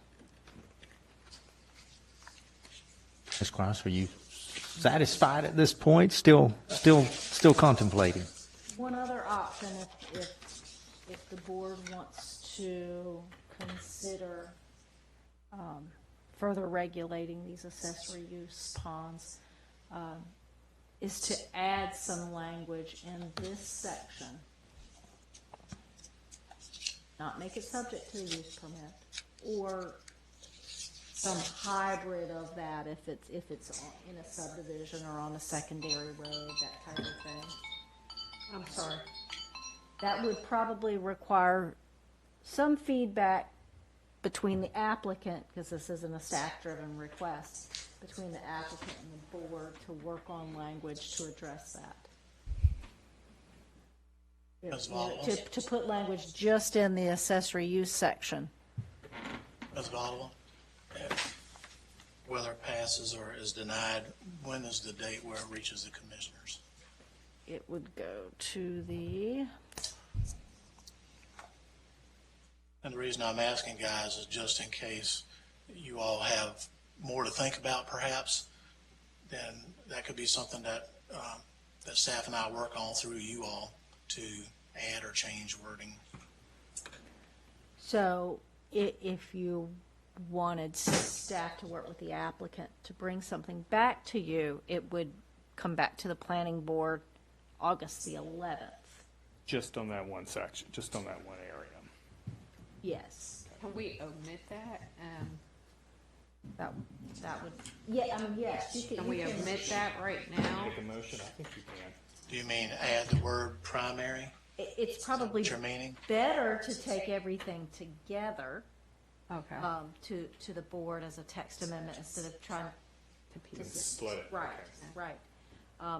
But if If we can make it work tonight, that would be, I have no more problem sensible. trying to make it work tonight, so it's but, not delayed going to the commissioners. and that's okay. I mean, how do you feel? I mean, do you have any questions? Or am I just the only one here? If we do, it's adding primary, Mm-hmm. giving owners the option to remove the material or spread the material back on their lawn, whatever they want, they do. Well, I think the wording is important for enhancement of the subject property. That you're doing it to make your property better, not to make a quick buck. And I think that needs to really stay in there, because it's subjective, but it gives the county a little bit of say-so as to why this is being done. If it's just being done to dig a hole and sell some sand and tear up some roads, we need to know, agree. we need to address that. Yes. An enhancement could mean digging a pond for your horses, or the enhancements Right. of your property from adding What's field where you need. what's your motive is really important on it, you know, and I that way, because I think what you guys are getting at is you ought to be able to do what you want to do, but you're not in that, you shouldn't be in the business of selling fill dirt. That's not what. If you want to have a business, perhaps you go with the state mining Then, permit right. instead of, I mean, I think there's a way to get around that. 1A, A1 on there where it says excavation material shall remain on the subject property. I think you could always say should remain, because that gives you some wiggle room too. You can always say should remain, but then you can add another statement after that to make a clarification, possibly. I would suggest if But I you use mean- the word should, then that's even more of an enforcement issue, because you're not saying yes or no. It's more gray. If Okay. it were more specific to allowing or disallowing, it's easier to enforce for staff. Yeah, okay. Are there any other questions for the applicant? And I also would be in favor of, if you wanted to add the wording on there about tree stumps that were mentioned earlier, let's say, debris can be removed Yeah. in here. I don't mind adding that, because that kind of gives an out too with Yeah. what you all were saying about having stumps that you dig up when you're digging the pond and whatnot. There needs to be a way for them to get that off without running in any hot water. Oh, maybe like unusable. Although that may debris not or be something like that may not be a concern for someone to call to complain, but Yeah, that would be allowable, though. It seems logical to add that. and that's reasonable, yeah, to expect that, because aesthetically, it would look worse if you had a big old tree stump and logs and things sitting on your property, because you can't remove it.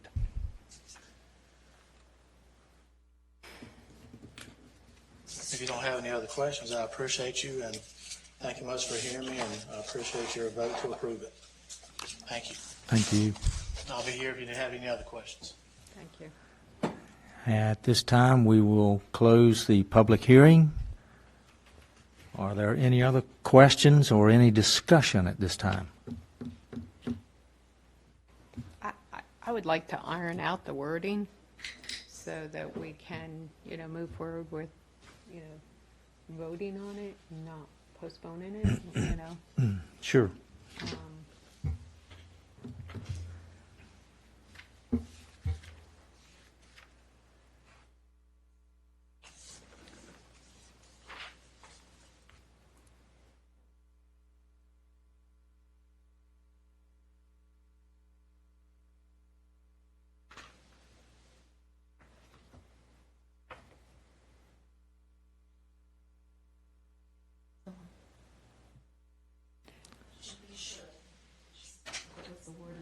But Mr. Craddock thought should would make it enforceable. It would cause problems with enforcing it.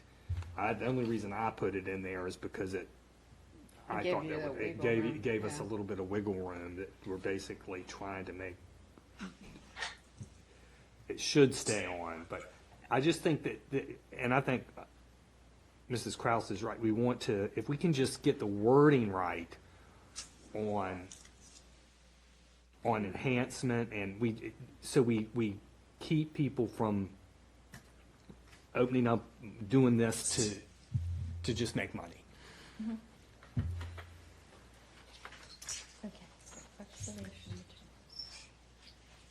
What's the difference between someone just doing it to make money and someone doing it for horses? What's the difference? They're doing the same thing. Well, I'm looking back, if you look at Mr. Cartwright, what he had said was there was a reason that this is being brought up in front of us. There's been problems with it in the past where people aren't using it to enhance their property. And I think that's when you say enhance your property, that's kind of key to this, to make your property better. It's very subjective. I know. I could see legal issues over it.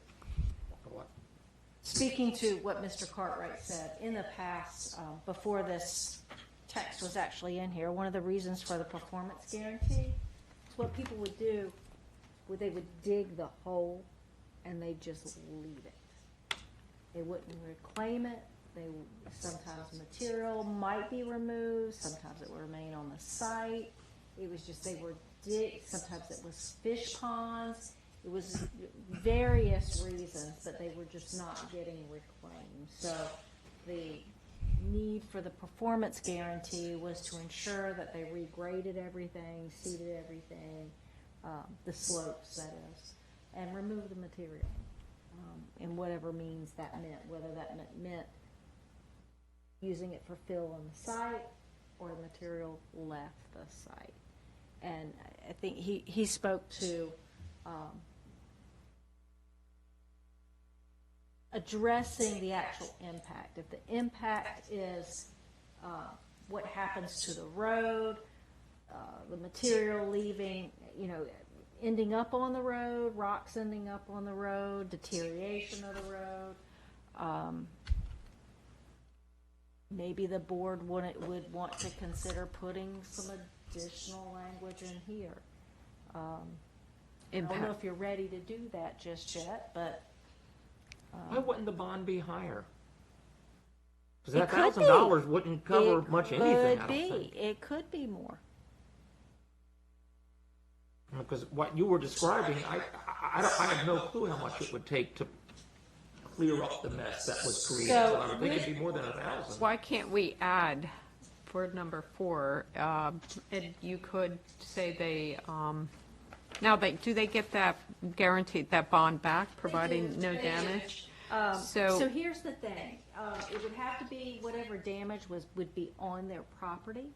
We can't regulate off-site impacts. And off-site improvements, I shouldn't say off-site impacts, off-site improvements, we can't require them to fix that. I see. So that's part of the reason why that access impact report would be important, because, and it somewhat protects them. It addresses the potential impacts that the heavy traffic could cause to an easement or a private right-of-way, and then they voluntarily will commit to the road maintenance agreement in an effort to address one of the use permit criteria, that you are not damaging or causing negative impact on an adjacent landowner. So it's not requiring the off-site improvement, but it's addressing or identifying what the problem could be, and there are voluntary mitigation efforts to fix that then become part of the use permit conditions. And putting that on an accessory use About a use permit requirement? is, you're right, it is temporary. And Mr. Cartwright could probably speak to it, and even Mr. Elliott. If you have a 1 acre pond, well, it's going to be less than that by the time you calculate the haul road. It's probably going to be anywhere from a half acre to 3/4 of an acre pond. How long does it take for that? How many truckloads do you get out of that? If you're hauling it all out, how long does it take to dig it? What is the impact of that 1 acre mine, and what would you do to help mitigate those damages that could be a result of that activity? You could put in there the minor excavations for the primary purpose of establishing a pond. Again, like Mr. Craddock said, that becomes enforcement, but it gives that wiggle room so that you could in fact have material leave the site, but it's intended for you to enhance your property. It's more like an accessory use, because that's really what this is intended for, an accessory use to a piece of property. And like most accessory uses, you're using your property for that, like your shed or your garage, your swimming pool, your horse barn, your pasture. All of that are accessory uses, just like this pond would be. Probably confused you more, but I guess the only problem is the excavation material shall remain on the subject property. That is kind of like my issue right now, personally, for me. I think that the what would you call it? The negative debris being able to be removed.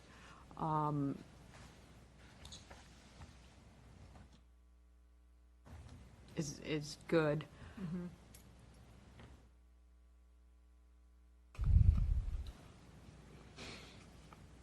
Mr. Dole said, again, what's, Yeah, I don't know. I'm torn. Because I know the impact on the roads. I do understand. I do too.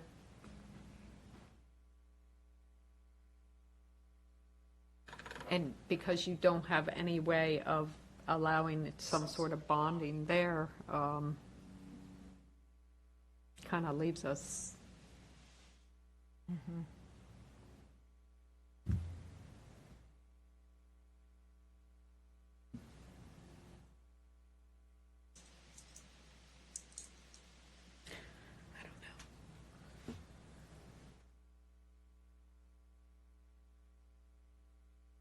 You could add some language in there, like the material, any material that ends up on the road, you have to keep it clear of off-site. You have to keep the material that you're excavating from leaving the truck and the site and not ending up on the roads, because that's a problem, and it's, and Then we're kind of writing regulations. I though, know, aren't we? we're back You know, back I to mean, doing that. yeah.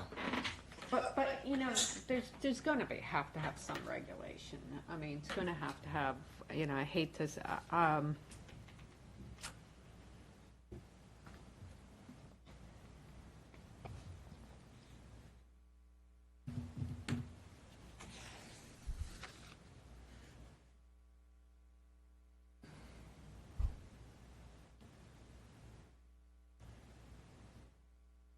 so debris on road would have to be,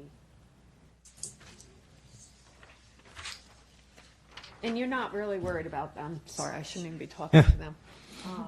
I see the concern's not necessarily worried about the debris on the road, it's the damage to the road. That's really the big problem. And not every road that gets a pond and the materials delivered is damaged. Not everyone is has that problem.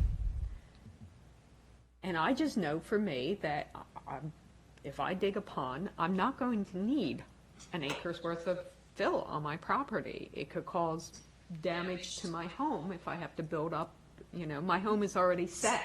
My house is at topo set. So, I have a problem with this. I have that, excavation materials shall remain on property. I'd be willing to say half the I'm having a hard time here. Excavation materials shall remain on property.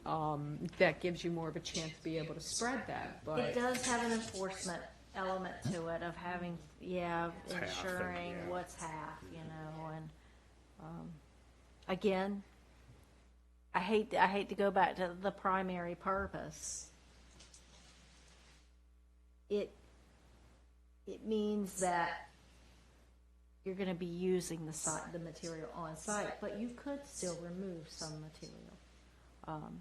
If so, in the wording, minor excavation for the primary purpose of establishing a pond to acquire fill for the enhancement of the subject property may be permitted as an accessory to use. So, And then you would take out the one sentence you're having issue with about excavation materials shall remain on subject property. Because that doesn't tie your hands to have to use it on the property. right, yeah. Do you have any input there, Brian? Well, it's easy enough to put the negative debris statement in there. You can just I agree with put that in there anywhere, to give some flexibility on that. I don't think that's a problem. Excavated materials, with the exception of negative debris, shall remain on subject property. I mean, that takes care of that issue right there. Now, I don't know how y'all define negative debris, but that's your problem. I was looking to see if we might Yeah. have some language in here about Yeah. material leaving. Keeping access roads clear. Shall remain free of dust and sediment. All streets and roads utilized to access the site shall remain free of dust and sediment.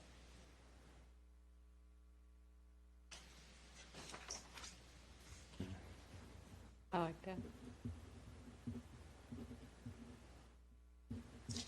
Now, let me ask you this, if you're hauling, and I don't like to get caught up in minutia and everything, if the problem is that the trucks are gonna be too daggone big and cause damage to the roads, can you work with that and and say the debris, or, the excavated material shall be only removed by a smaller truck? I'm just throwing that out there. If that's the issue, that you've got big trucks that are gonna cause damage, can we put some type of language in there that stipulates it can be hauled off?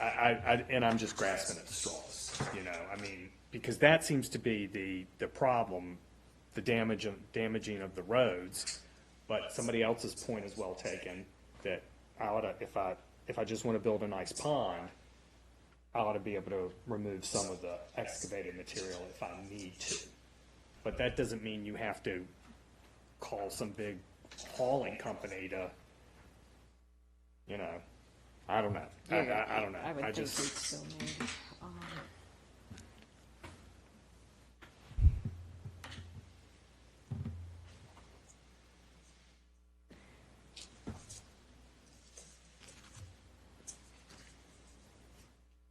So I suppose we could leave this in here, excavation material shall but remain on subject property except negative debris can be removed.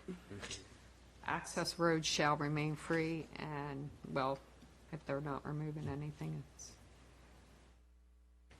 I don't know, I have a problem with that.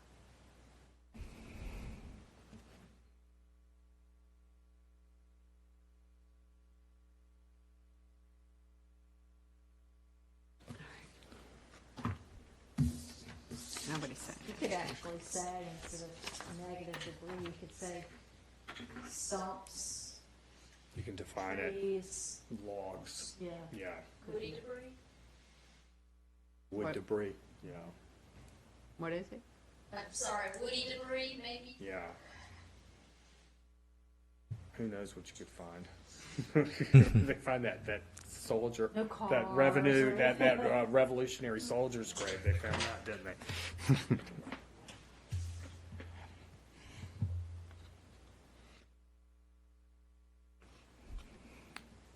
I want a pond, but I don't want to have all that dirt on my property.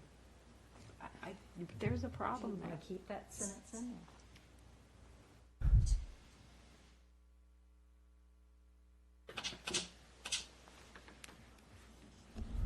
Let the-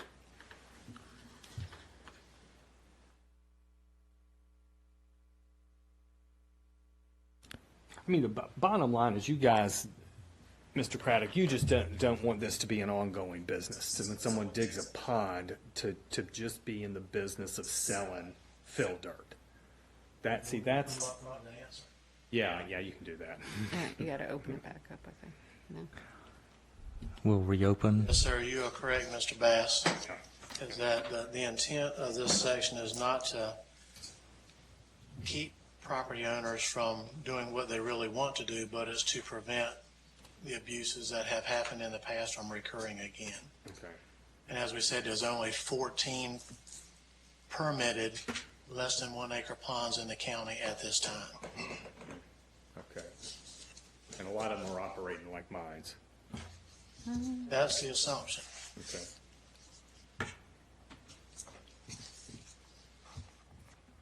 So a guy in a pickup truck or a dump truck, he still has to get a permit to dig a pond. Am I misunderstanding? So any pond has to be permitted, am I correct? As long as it's not like an aesthetic pond, like Little shallow water features. water features. So if I'm gonna You put need a in, county permit to do Okay. that. okay, If it's under an acre, and that includes all of your disturbance, so your excavated area, your haul road, stockpile areas, all of that's included in the acre. So your chances of it being, your pond being an acre, you're not Are going nil. to see that. They're gonna be somewhere in the neighborhood of about a half acre to 3/4 of an acre, including the haul road. And the fact that the 1 acre term is the maximum area disturbed. and I know that you might get mad at me for asking this question, but what's wrong with someone being able to make a few extra bucks off of, what's wrong with that? I'm all for business, I own a couple, but I also know that if left unchecked, these recurrences are going to continue to happen with the abuse of or getting around the rules.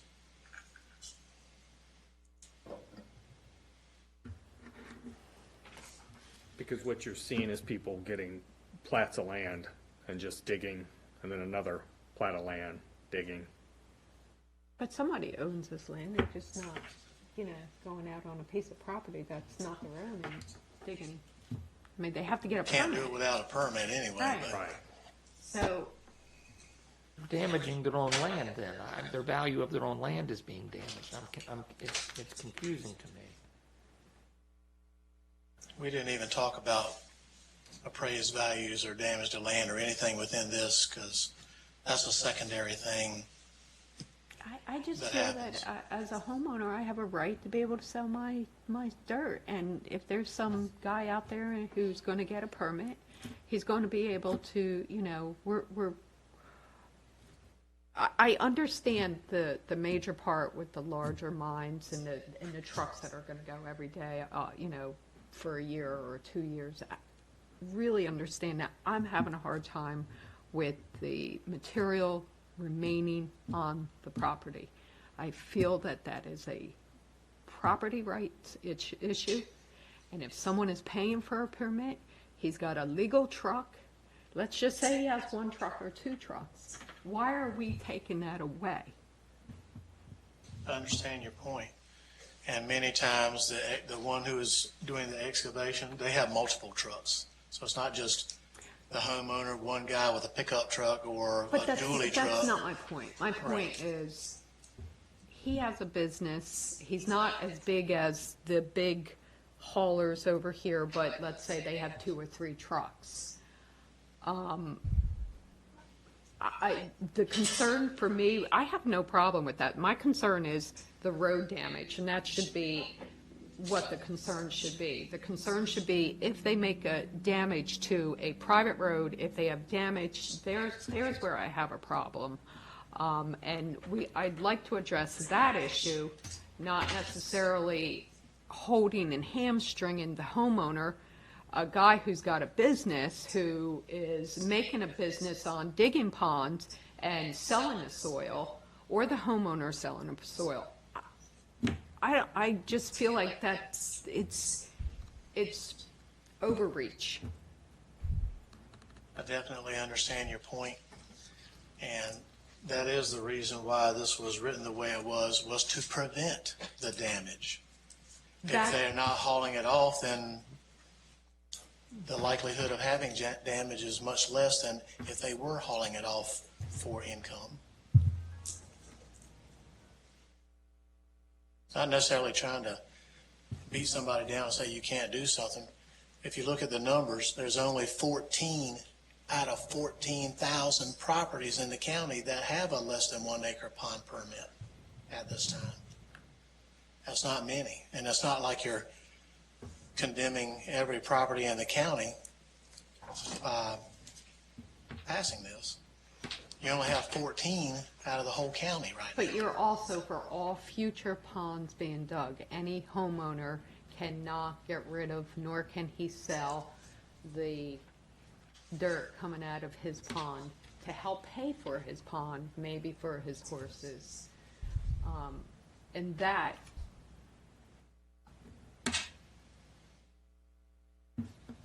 I don't think is fair. But I also believe that the road is a problem as well. And I think we've got 2 issues here. I think the road is where I'd like to address the damage to the road. I don't know quite how to do that, but I feel that Would it make sense to limit the amount of debris that is able to go off-site instead of all? I A thought about portion. half of it, but again, you know, how do you regulate I mean, ultimately it comes down to, will a person complain to staff? That's the only way a complaint gets done. It's not necessarily staff going behind and check them every day to make sure they didn't have too much trips. That was the reason that we removed the 5 trips per hour thing out of there as well, because that's hard to monitor. I get it, yeah, I understand that. I'm sorry, I don't mean to make this So difficult. I'm with you, Oh. on that one sentence. 'Cause if- I really don't mean to make this difficult. I really see that you probably went through a lot, and you're here for a reason, and I understand that. And I want to really take that into consideration too. But also, the other folks aren't here to say, what about me? Well, let me ask you, let's do a straw poll, just so we kind of know. So as far as this is the area we're hung up in. We don't have an issue with the other. And Anna, that's you have an issue with it. David, I have the issue with the and road. Juanita, so we wouldn't, it wouldn't. So I don't want to waste the whole evening. I wish we could, 2 options. yeah. One, you could, I'd just like to make a comment if I could, when I come up front. Please. Sure.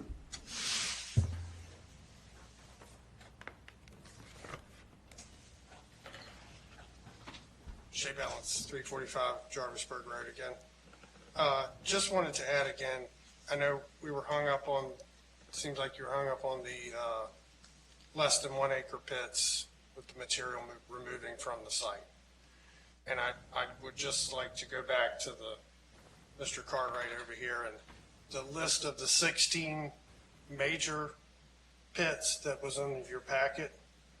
Every one of those large mining sites went in business for the purpose of making money, to sell dirt for somebody who wants to buy dirt. And he's had to be in a specific area that's safe for that type of operation. He's had to get major state mining permits. He's had to have that property wetland delineated, make sure there was no wetlands, no fill, no mining was happening in wetlands. He's had to get special use permits from the county. He's had to show the state of North Carolina how his water runoff is going to happen from that mine. He's had to get a dewatering permit to be able to pump the water in a ditch, to do the mining properly. He's had to go through a lot of hoops to be able to do his mining the right way, to be able to sell his material and try to make money. And when you allow the abuse or a homeowner that has not had to do any of that, and he's allowed to go in his property, whether there's a house there or not, and do an accessory use that he didn't have to prove to anybody that he's not mining in wetlands or filling wetlands or get all of the same stormwater runoff permits, meet his road requirements, site requirements, zoning requirements. There is a lot of stuff that's required for those major operations that are not required for the small ones. And you've got businesses that are made to jump through those hoops, and he's done it. He's had to pave that first 200 feet. He's had to lay a lot of money out before he ever sold the first load of dirt and get any money back. And it's not fair to these major operations that have jumped through those hoops, did everything the right way, to have the abuse of a small, less than 1 acre sand pit, and they didn't have to do any of that, but yet you have a construction company that may go around town and do this time after time after time, and they're competing with him every day. They didn't have to lay out that huge expense up front. They didn't have to do any of that. They're probably not going to tell the homeowner the truth, that how much we're going to damage your property and getting that dirt out of here, or any of that. And the millings, they're loose, they're rocks. They still track out into the road, and it's no different than putting rocks down. They're not solid. So I just wanted to add that too. But the less than 1 acre pits are a competition to the major permits that have had to lay out a huge expense up front to go in business. And it tends, I know it's a give and take for the property rights, but as Ms. Folliva said, you're never going to get an acre pond. And if you don't really need the material, then maybe don't dig the pond that big. But debris, I think, people clear lots and haul the trees off and stuff all the time. Removing the debris, I don't think anybody would have an issue with that. No. But it really becomes an enforcement issue. If you open the door, I can assure you they're going to go in it. If anyone has any questions. There's a big difference between these and a 1 acre pond. There's a Yes, huge difference. There's a huge difference in the expense he has to lay out in front too. That's right. They're not made to meet the same requirements, but yet they're basically the same business. Well, again, we're just talking, you said 14 small 1 acre ponds. 14 active. 1 acre ponds. When you say active, Less than 1 acre, meaning that the other ones may have been reclaimed, their permits have expired. so how long are, let's say, a 1 acre pond, how long are they taking that debris out of there? I mean, can it be? The material, it can be an extended period of time, and maybe that's Well, something. that word active Yes. kind of catches my attention. I mean, what we're talking about in your I'm case isn't an thinking- active. I'm thinking isn't a an pond for a active horse pond. or. So I think that word, I know she touched on as well, the $1,000 security bond. A lot of times they walk away from it and never do anything again. so what, how is It's how's allowed an to be active active pond forever. defined? It's not. It's not defined. That's what you're It's just in the saying. It's just in the permitting that we Okay. have.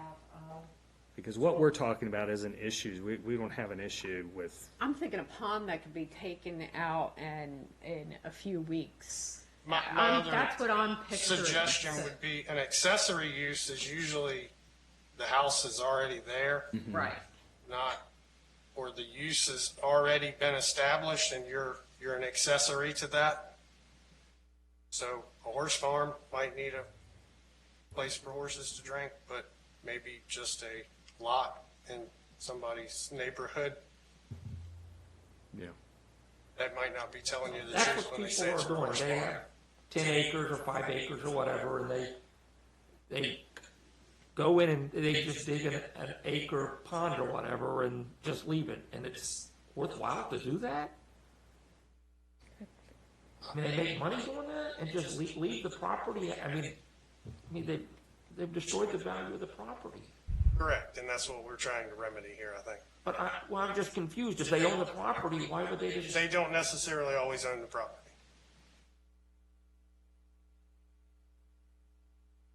So Well, are they worried about getting permits then, if they don't own the property? if a construction company comes to you and says, hey, let me dig a acre pond in your front yard and I'll pay you a couple bucks, there's a lot of people that go for that. There are quite a few sites that will, whatever size it is, they'll leave a 100-foot strip all the way around the mine. That's all you have left, is that 100-foot strip, because they can dig the remaining acreage up to an acre. There are some in Lower Currituck that's what you have. Are they surveyed prior to, is the land surveyed prior to them digging? They draw a site plan. So get a site plan. So there's no required as-built survey, like, or anything.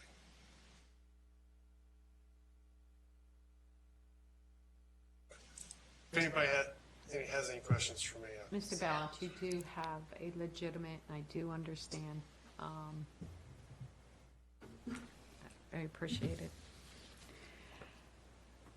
thank you. Thank Anybody you. else? Thank you. All right, I'm done. All right, at that, we will close the public hearing and see if there's any other questions or discussion. If not, I'll open the floor for a motion.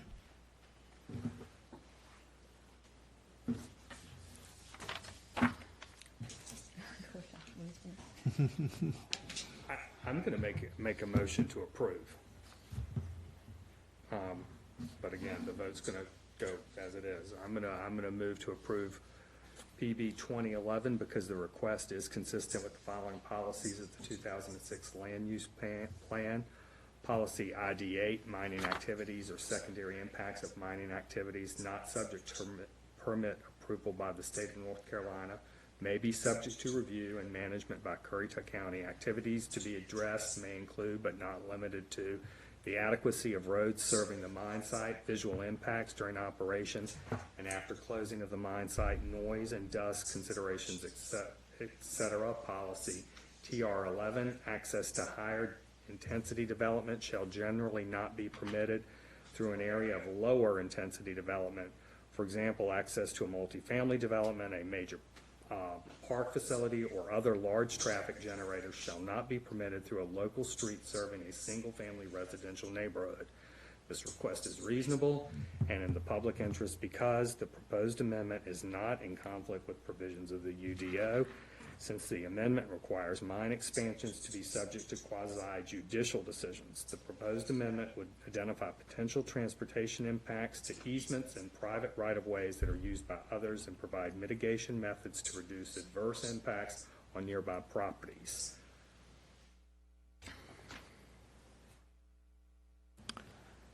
But that motion is for the entire, all the text amendments as written. We have a motion. Do we have a second? I have a second. We have a motion and a second. Any further discussion? Did we want to amend, under 433A1 about the except woody debris or whatever it And was? we can add that language. I would like to add language. Okay. I'm So I'm sorry, going to make an amendment to the motion on section 4.33, specific standards of certain accessory use. I'm going to add the wording that woody debris may be removed. And I'd like to add minor excavation for the primary purpose.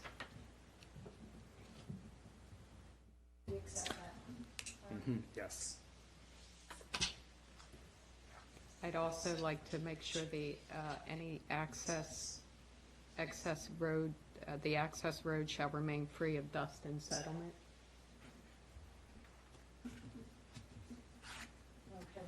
Yes. Did we need a second? I think we're still working on the motion. You need a second for the amendment. Yeah. Yes. Yes. Okay. I'll second the amendment. As amended. Seconding on the amendment. We have a motion and a second. Any further discussion?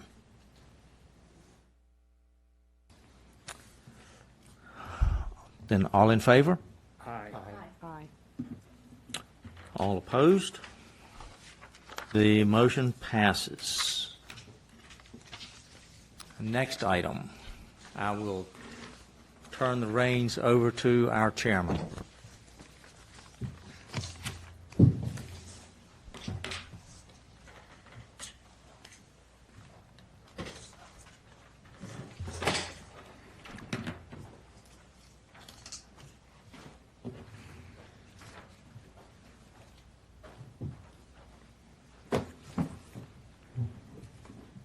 I suppose you could have closed it out.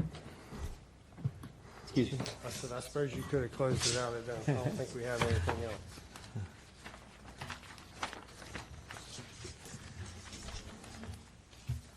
So are there any announcements tonight from anyone?